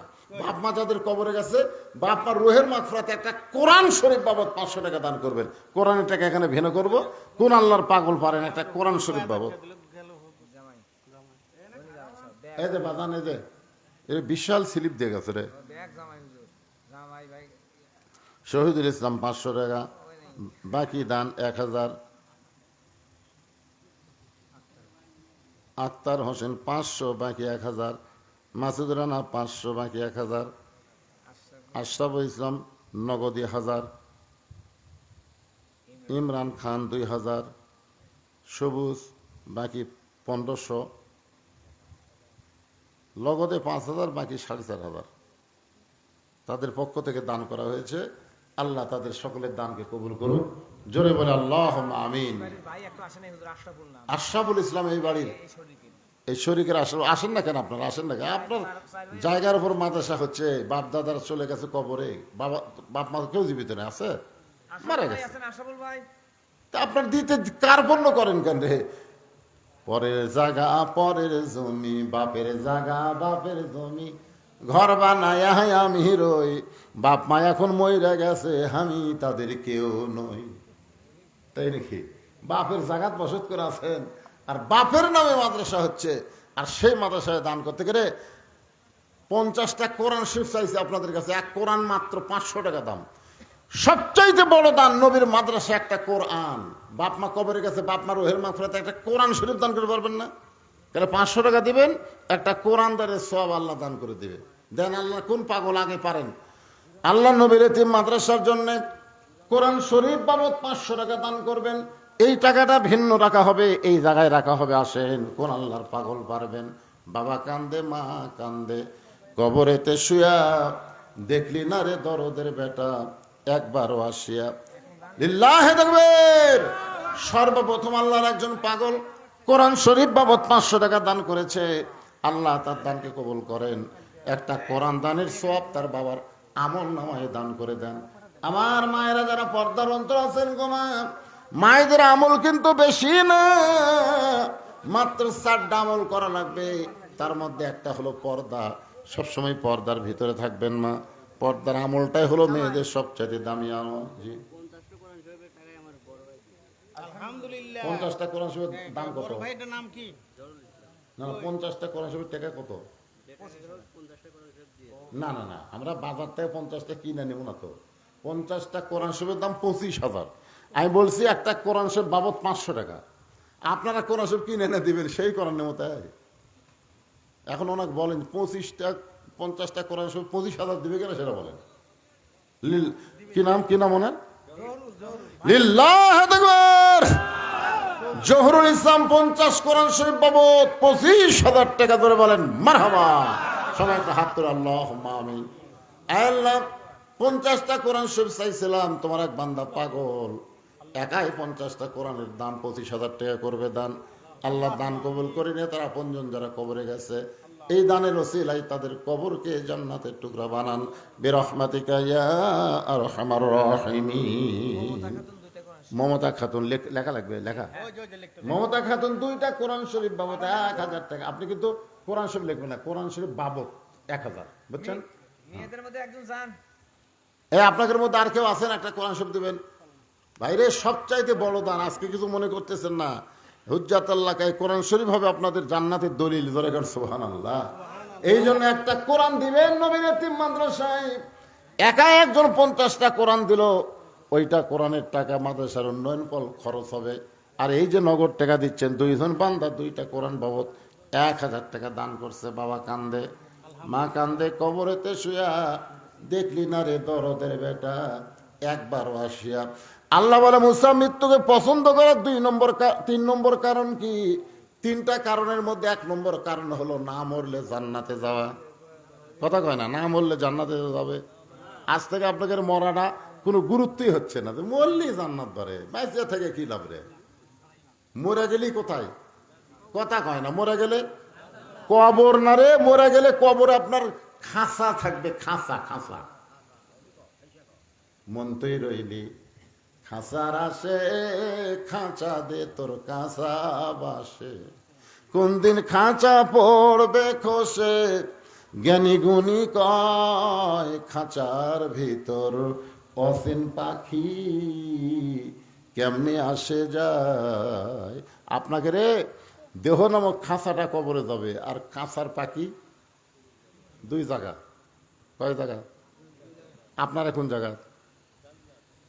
এই দোয়াজের সময় বললাম, যারা আজকে জান্নাতের বাগানে বসেছে তাদের পাখিটা ইল্লিন নামক জান্নাতের বাগানে যাবে। হয়তো বলতে এতই সোজা, আর আল্লাহ যদি দেয় আমাকে আপত্তি আছে? আল্লাহ কোরআনে বলেছেন, লা তাকনাতু মির রাহমাতিল্লাহ ইন্নাল্লাহা ইয়াগফিরুয যুনুবা জামিআ ইন্নাহু হুয়াল গাফুরুর রহিম। আল্লাহ তিনজন বান্দাকে নিয়ে, দেখেন আল্লাহ দয়াটা দেখেন, তিনজন বান্দাকে হাসরের মিজানের কাছে নিয়ে যাবে। এক বান্দার নেকি আর পাপ ওজন করে দেখবে, পাপ আর নেকি সমান সমান। আল্লাহ কয় কে রে, তোর একটা নেকি বেশি হলে তুই জান্নাতে যাওয়ার পারতি, তোর দুটাই তো সমান হয়ে গেল। এখন তো বান্দা বলবে, আল্লাহ আমার করার কিছু নাই, আপনি যা করবেন তাই। আল্লাহ বলে, তোর জন্য জান্নাতও নাই, জাহান্নামও নাই, জান্নাত আর জাহান্নামের মাঝখানে গিয়ে তুই থাকবা। ওই বান্দাকে আল্লাহ জান্নাত জাহান্নামের মধ্যে দিয়ে আর একটা বান্দাকে মিজানের কাছে নিয়ে যাবে। ওজন করে দেখা যাবে নেকির পাল্লায় মাত্র নেকি একটা, পাপের পল্লা দিয়া পল্লা ভারী, নেকি কয়টা, আর এক পাল্লা গোটা লিখলে পাপ। আল্লাহ বলে, কেরে বান্দা তোর খবর কি? বলে, আমার আগের নেকি পাপ সমান। তারই খবর হলো জান্নাত জাহান্নামের মাঝখানে, আর আমার খবর তো জাহান্নাম, আমার খবর তো জাহান্নাম। আমি এখন কি করবো? আল্লাহ বলতেছে, এ বান্দা তাহলে তুই জাহান্নামে যা, জাহান্নামে যা। এমন সময় আর এক বান্দাকে নিয়ে আসা হবে, দেখা যাবে তার নেকির পাল্লায় একটাও নেকি নাই, পাপের পাল্লায় পাপ দিয়া ভরা। আল্লাহ কয়, তোর খবর কি? বলে, আমি ডাহা জাহান্নামি। একটু খেয়াল করেন। এবার আল্লাহ তাআলা ওই যে দ্বিতীয় বান্দা নেকি একটা, আর প্রথম বান্দারে একটা নেকি হলেই জান্নাত। ওই বান্দারা বলবে, আল্লাহ আপনি তো আমাকে জাহান্নাম দিবেন, ঠিক আছে, কিন্তু আমার যে ভাইটা একটা নেকি বেশি হলে জান্নাতে যাবে, সেই ভাইটাকে আপনি একটু দাগ দেন। আল্লাহ বলে, কেন? বলে, আমার নেকিটা আমি তাকে দান করে দিবার চাই। সুবহানাল্লাহ। কারণ আমি তো জাহান্নামে যাবই, খামাখায় একটা নেকি নিয়ে আমার কি হবে? ওইটা আমি দান করে দিলাম। আল্লাহ বলো, রে আরাফের বান্দাই, তোর ভাই তোকে একটা নেকি দিয়া তোকে জান্নাতে যাওয়ার রাস্তা করে দিল, যা তোর আমল নামায় নেকি দিয়া দিলাম, তুই এখন জান্নাতে যা। বলার সাথে সাথে লোকটা জান্নাতে দৌড় মারবে। হাসরবাসীরা বলবে, কত বড় স্বার্থপর, যে ভাই তাকে একটা নেকি দিয়া জান্নাতে যাওয়ার সুযোগ করে দিল, সে ভাইটার দিকে একটা বারও তাকালো না। আসলেই তাকায়নি, এক দৌড়ে জান্নাতের ভিতরে গিয়া কিছুক্ষণ পর জান্নাত থেকে বের হয়েছে। আল্লাহ বলে, কেরে বান্দা জান্নাতে ঢুকলি, জান্নাত থেকে বের হলি কেন? ওই বান্দা বলে, আল্লাহ জান্নাতের ভিতরে ঢুকে দেখলাম তোমার জান্নাতের গায়ে লেখা আছে, জান্নাতের যা চাবে তুমি তাই দিবা। আল্লাহ বলে, তুই কি চাস? বলে, যে ভাই আমাকে একটা নেকি দিয়ে জান্নাতে যাওয়ার রাস্তা করে দিল, আমি সেই ভাইটা নিয়ে জান্নাতে যাবার চাই। আল্লাহ কয়, যা, ওর এক নেকি দিয়ে তুই জান্নাতি, তোরও ছিলাই ও জান্নাতি। তার বান্দারা বলবে, আল্লাহ বলে, একটাও না, সবই তোমার দয়া, সবই তোমার কি। এই জন্য আল্লাহ বলেছেন, আমার রহমত থেকে নিরাশ হয়েও না, নিরাশ হয়েও না বান্দা। তুমি আজকে ফ্যানের তলে ঘুমাতে পারতা, তুমি সেই ফ্যান কমে একটা করে আজকের এই জান্নাতের বাগানে এসে কোরআনের ওয়াজ শুনেছো, এই ওসিলায় আমি আল্লাহ তোমাদের জান্নাত দিয়ে দিলাম। আল্লাহ পারে, পারে কি পারে না? পারে। কোন সময় এই জন্য আল্লাহ বলেছেন, ওয়াবতাগু ইলাইহি ওয়াসিলা, তোমরা ওসিলা অন্বেষণ করো। মনে করো না আমার নেকি দিয়া, রোজা দিয়া, দান দিয়া, সদকা দিয়া আমি জান্নাতে যাবো, এত সোজা না। আমি আল্লাহ একটু দয়া করলেই তুমি জান্নাতে যাবা। জোরে কান সুবহানাল্লাহ। আব্দুল্লাহ ইবনে ওয়াহাব, আব্দুল্লাহ ইবনে ওয়াহাব একজন কবি ছিলেন, একজন আল্লাহর ওলি ছিলেন। তখনকার দিনে কিন্তু যখন শীষ পেনা ছিল না, বুঝলেন, এই কালির দোয়াতে কলম চুবড়াইয়া সেই কালি দিয়া তারা এক কবিতা লিখতেন। তো কবিতা কি? আল্লাহর প্রশংসা লিখতেছেন, আল্লাহর প্রশংসা লিখতেছে। এই কেবল কলম চোবড়ায় কালি দিয়ে লিখবে, ইতিমধ্যে একটা মাছি এসে কলমের ওপর পড়ছে। কালি খাওয়ার জন্য। এখন কি খাওয়ার জন্য? আব্দুল্লাহ ওয়াহাব চিন্তা করতেছে যে একটা মাছি যখন কলমের আঘাত পড়েছে, আমার মনে হয় মাছিটার কলিজায় তৃষ্ণা আছে, যতক্ষণ মাছি কলমের আগায় থাকবে আমি ততক্ষণ কলম নড়াবো না। সামান্য একটা মাছির উপর দয়া করে কলমকে ধরে আছে। মাছি কালি চুষা খায় যেই গেছে, তখন উনি আবার কলম চুবড়ায় লিখতে হবে, এমন সময় ওই মাছি আবার মাছি পড়ছে। আব্দুল্লাহ চিন্তা করে যে প্রথমবার কালি খাওয়াতে হয়তো তৃষ্ণা যায়নি, এজন্য আবার আছে, খাক কতক্ষণ খাবে খাক। মাছি কালি খাই দিয়ে উড়ে গেছে, তখন আবার কলম চুবড়ায় লিখতে গেছে, আবার মাছি। কয়বার হলো? আপনি কোন রাগ হবি না? কিন্তু আমি আল্লাহর প্রশংসা লিখতেছি, আর তুই শালা সে শয়তানি করিস, যে লিখবার চাই তখনই তুই কলমের আঘাত পড়িস না। আব্দুল্লাহ কয় ওর হয়তো এখন পর্যন্ত তৃষ্ণা যায় নাই, যতক্ষণ পর্যন্ত মাছি কলমের আগায় ততক্ষণ কলম নড়ায়নি। মাছি তৃষ্ণা নিবারণ করে আল্লাহকে বলে, আল্লাহ আশরাফুল মখলুকাত হয়ে সামান্য একটা মাছি পড়লাম কলমের আগায় তিনবার, এরপরও যে বান্দা লড়াইলো না, ওই বান্দাকে তুমি উচ্চ মাকাম দান করে দাও। একটা মাছির ওসিলায় আল্লাহ তাকে অলিদের সম্রাট বানায় দিলেন। তো আল্লাহ তাকে ওসিলা খুঁজবে রে ভাই। আজকে গরমের মধ্যে আপনারা জান্নাতের বাগানে বসে ওয়াজ শুনতেছেন, একটা ওসিলা। হ্যাঁ, আপনাদের কাছে একটু রুমাল যাক, গামছা যাক, যাই যা পারেন, একবার দিচ্ছেন আর একবার দেন। ব্যাংকে মানুষ একবার টাকা থই না, জানেন? একবার টাকা থই, টাকা বেশি করার জন্য আর একবার থই কি থই না। আর আপনার আজকে যেগুলো দান করতেছেন এগুলো হলো জান্নাতের ব্যাংকে আল্লাহ অ্যাকাউন্ট খুলে রাখবে। যতবার দান করবেন ততই আপনার ফিগার বাড়তে থাকবে। তাই বলবো, ভিতরে গামছা নিয়ে রুমাল যাও, যাই যা পারবেন আল্লাহ রাস্তায় দান করবেন। জি, ওই যে আমার পোড়ামানিক সাহেব, আমার কই মজুরে পোড়ামানিক পিছনে এলা কিছু দেন ভাই কোনটা সেটা? মুরব্বী আমার কোন বাবা মুরব্বী কোন? এলা কিছু দেন বুঝতে পারবেন না? দিওর বলছে ভালো উনি যা পারেন সেটা কন না গায়ে।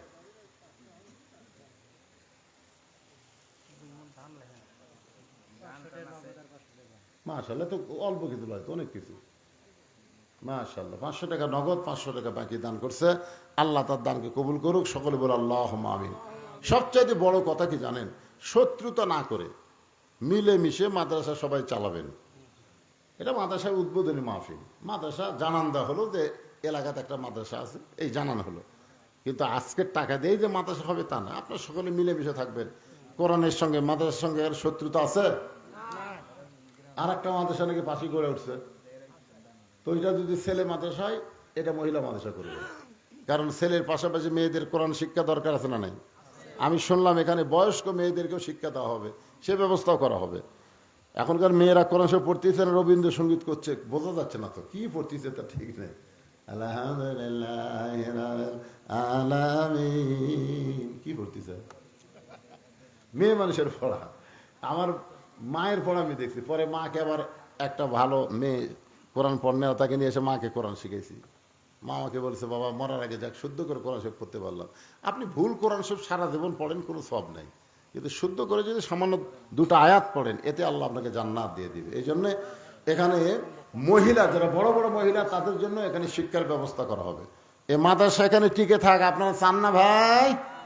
মুসা বলতে আল্লাহ মৃত্যুকে পছন্দ করার 3 নম্বর কারণ হলো, দুনিয়া হলো ক্ষণস্থায়ী আর আখেরাত হলো চিরস্থায়ী। মৃত্যুর মাধ্যমে ক্ষণস্থায়ী জীবনের পরিসমাপ্তি হবে, আর চিরস্থায়ী আখেরাত পাওয়া যাবে। আপনারা বলেন তো, এই দুনিয়া কি চিরস্থায়ী না ক্ষণস্থায়ী? কথা কয় না, ক্ষণস্থায়ী। মৃত্যুর পরে যে আমরা দুনিয়া পাবো সেটা কি? তা আপনাদের কাছে কোনটা ভালো, ক্ষণস্থায়ী ভালো না চিরস্থায়ী ভালো? তো তাহলে ক্ষণস্থায়ী ছেড়ে চিরস্থায়ী দিকে আমরা যাচ্ছি, এখানে আফসোস কি আছে? ইন্নালিল্লাহ বলবো আমরা কখন? যখন দেখবেন আমাদের বাংলাদেশের মানুষগুলো কঠিন বিপদের মধ্যে আছে। এই যে বর্তমানে কি একটা বৃষ্টি বন্ধ হয়ে গেছে, আসমান থেকে বৃষ্টি হচ্ছে না। বৃষ্টি আল্লাহ দিবে কি দিবে না? বৃষ্টি দেওয়ার মালিক কে? আল্লাহ দিবে। জমিনকে আল্লাহ বিছানা করেছে, আসমানকে করেছে ছাদ, রহমতের বাড়ি বর্ষণ করবেন আল্লাহ। আমরা চাইতে পারতেছি না। সিংড়ার মধ্যে ওয়াজ করতে গেলাম, কয় হুজুর এখন বৃষ্টির দোয়া করবেন না হুজুর, এখন আমরা ধান কাটতেছি, এই সময় বৃষ্টি হলে আমাদের বিশাল ক্ষতি হবে। তো এখন দেখেন তো আল্লাহ পড়ছে বেকায়দার, একদল বৃষ্টি চাচ্ছে আর একদল বলে বৃষ্টির দরকার নাই। এখন যারা ইরিগেশন ধান পাকছে না, আপনাকে ধান পাকতেছে না, এই সময় বৃষ্টি হয়। বৃষ্টি তো বৈশাখ মাসের বৃষ্টি তো খালি বৃষ্টি হয় না, বৈশাখের বৃষ্টির সাথে একটা কিছু হবি, ধরে কোন ঠিক কিনা, এবার আম টাম যা ধরছে একটু ভাঙ্গা ভুঙ্গা সব শেষ করে দিয়ে দেবে। তো আমরা বলবো আল্লাহ, যে বৃষ্টিতে বান্দার ক্ষতি হয় না, লাভ হবে, রহমতের বৃষ্টি দাও, তাপমাত্রা কমায় দাও, ধরে কান আমিন। সবাই আল্লাহর কাছে দোয়া করি, সবাই ইস্তেগফার আস্তাগফিরুল্লাহ আল্লাযী লা ইলাহা ইল্লা হুয়াল হাইয়ুল কাইয়্যুম ওয়া তুবু ইলাইহি। ওয়াকিল মামা, ওই যে ওয়াকিলের নামে লেখেন। আর হলো জানালাম ওনার বাঁচতে এবারে ওনার 5,000 টাকা। জানে আলম 5,000, ওয়াকিল 10,000 টাকা দান করেছে। আল্লাহ তাদের দানকে কবুল করেন। আল্লাহুম্মা আমিন। আল্লাহুম্মা আনতাস সালাম ওয়া মিনকাস সালাম, তাবারাকতা ইয়া যাল জালালি ওয়াল ইকরাম। আয় আল্লাহ তাআলা, অনেক রাত হয়ে গেছে, তোমার বান্দারা আরামের বাড়ি ঘুমকে বাদ দিয়া কোরআন হাদিসের মহব্বত কলিজার মধ্যে নিয়ে জান্নাতের বাগানে বসে বসে আলোচনা শোনার শেষে আমি গুনাহগারের সঙ্গে রহমতের দরজায় ফকির হয়ে দোকানা হাত তুলেছি। আল্লাহ মেহেরবানি করে আজকের মাহফিল আমাদের সকলের হিদায়াতের জন্য, নাজাতের জন্য, জান্নাতের জন্য কবুল করে নাও। এই মাহফিলের শুরু থেকে শেষ পর্যন্ত যত আলোচনা হয়েছে আল্লাহ, এর মধ্যে যদি ত্রুটি হয়, ভুল হয়, মাফ করে দাও। এর জাহাদিয়া মঞ্জুর করো। সোনার মদিনায় নবী পাকের রওজা মোবারকে কবুল করো। আল্লাহ তোমার এতিম ঘর, নবীর ঘর, মাদ্রাসাকে কেন্দ্র করে আজকের মাহফিল আল্লাহ মিলে মিশে অত্র এলাকায় মাদ্রাসাকে তুমি প্রতিষ্ঠা করে দাও। আল্লাহ আজকে মাদ্রাসার নামে নগদে বাকিতে যারা দান করেছে আল্লাহ, সকলের দানগুলোকে জান্নাতের বিনিময় হিসাবে কবুল করে নাও। আল্লাহ মাদ্রাসা যারা জায়গা দিয়েছে, মাদ্রাসার ঘর নির্মাণে কাঠ দিয়েছে, টিন দিবে, আল্লাহ এই মাদ্রাসাকে যারা সহযোগিতা করেছে আল্লাহ, আল্লাহ মেহেরবানি করে সকলের দান কঠিন মুসিবতের সময় জান্নাতের বিনিময়ে কবুল করে নাও। আমার মা বোনদেরকে কবুল করো, আবিদা সালিহা পদ্মানিসি কবুল করো। আমি অসুস্থ, আমার মতো যারা অসুস্থ হাত তুলেছে আল্লাহ সুস্থতার নিয়ামত দান করো। আজকের মাহফিলের সম্মানিত সভাপতিকে আল্লাহ তুমি কবুল করো। আমার বাবাজি আব্দুল মুমিন কাউসারিকে আল্লাহ তুমি কবুল করো। নানা ধরনের টেনশন নিয়ে মাহফিল করতেছে আল্লাহ, তুমি তার সব টেনশন দূর করে রহমত বরকতের দরজা খুলে দাও। অত্র এলাকার সমস্ত মানুষকে এ মাদ্রাসার মাহিল বানায়া দাও, মাদ্রাসার হিতাকাঙ্ক্ষী বানায়া দাও। মাদ্রাসার বিরুদ্ধচারণ যারা করে তাদেরকে মাদ্রাসার বন্ধু বানায়া দাও। আল্লাহ আল্লাহ মিলে মিশে না করলে মাদ্রাসার উন্নয়ন হবে না।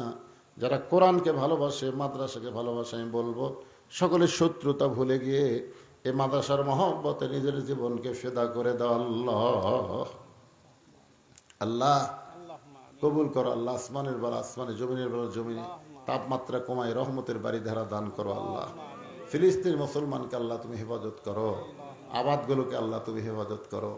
আয় আল্লাহ বিশ্বের সমস্ত মুসলমানকে তুমি হেফাজত করো। সুবহান রাব্বিকা রাব্বিল ইজ্জাতি আম্মা ইয়াসিফুন ওয়া সালামুন আলাল মুরসালিন আলহামদুলিল্লাহি রাব্বিল আলামিন। ওয়াজাল আখিরাতি কালিমাতুন ইনদাল মাউতি লা ইলাহা ইল্লাল্লাহু মুহাম্মাদুর রাসূলুল্লাহ সাল্লাল্লাহু আলাইহি ওয়া সাল্লাম। আসসালামু আলাইকুম ওয়া রাহমাতুল্লাহি ওয়া বারাকাতুহু।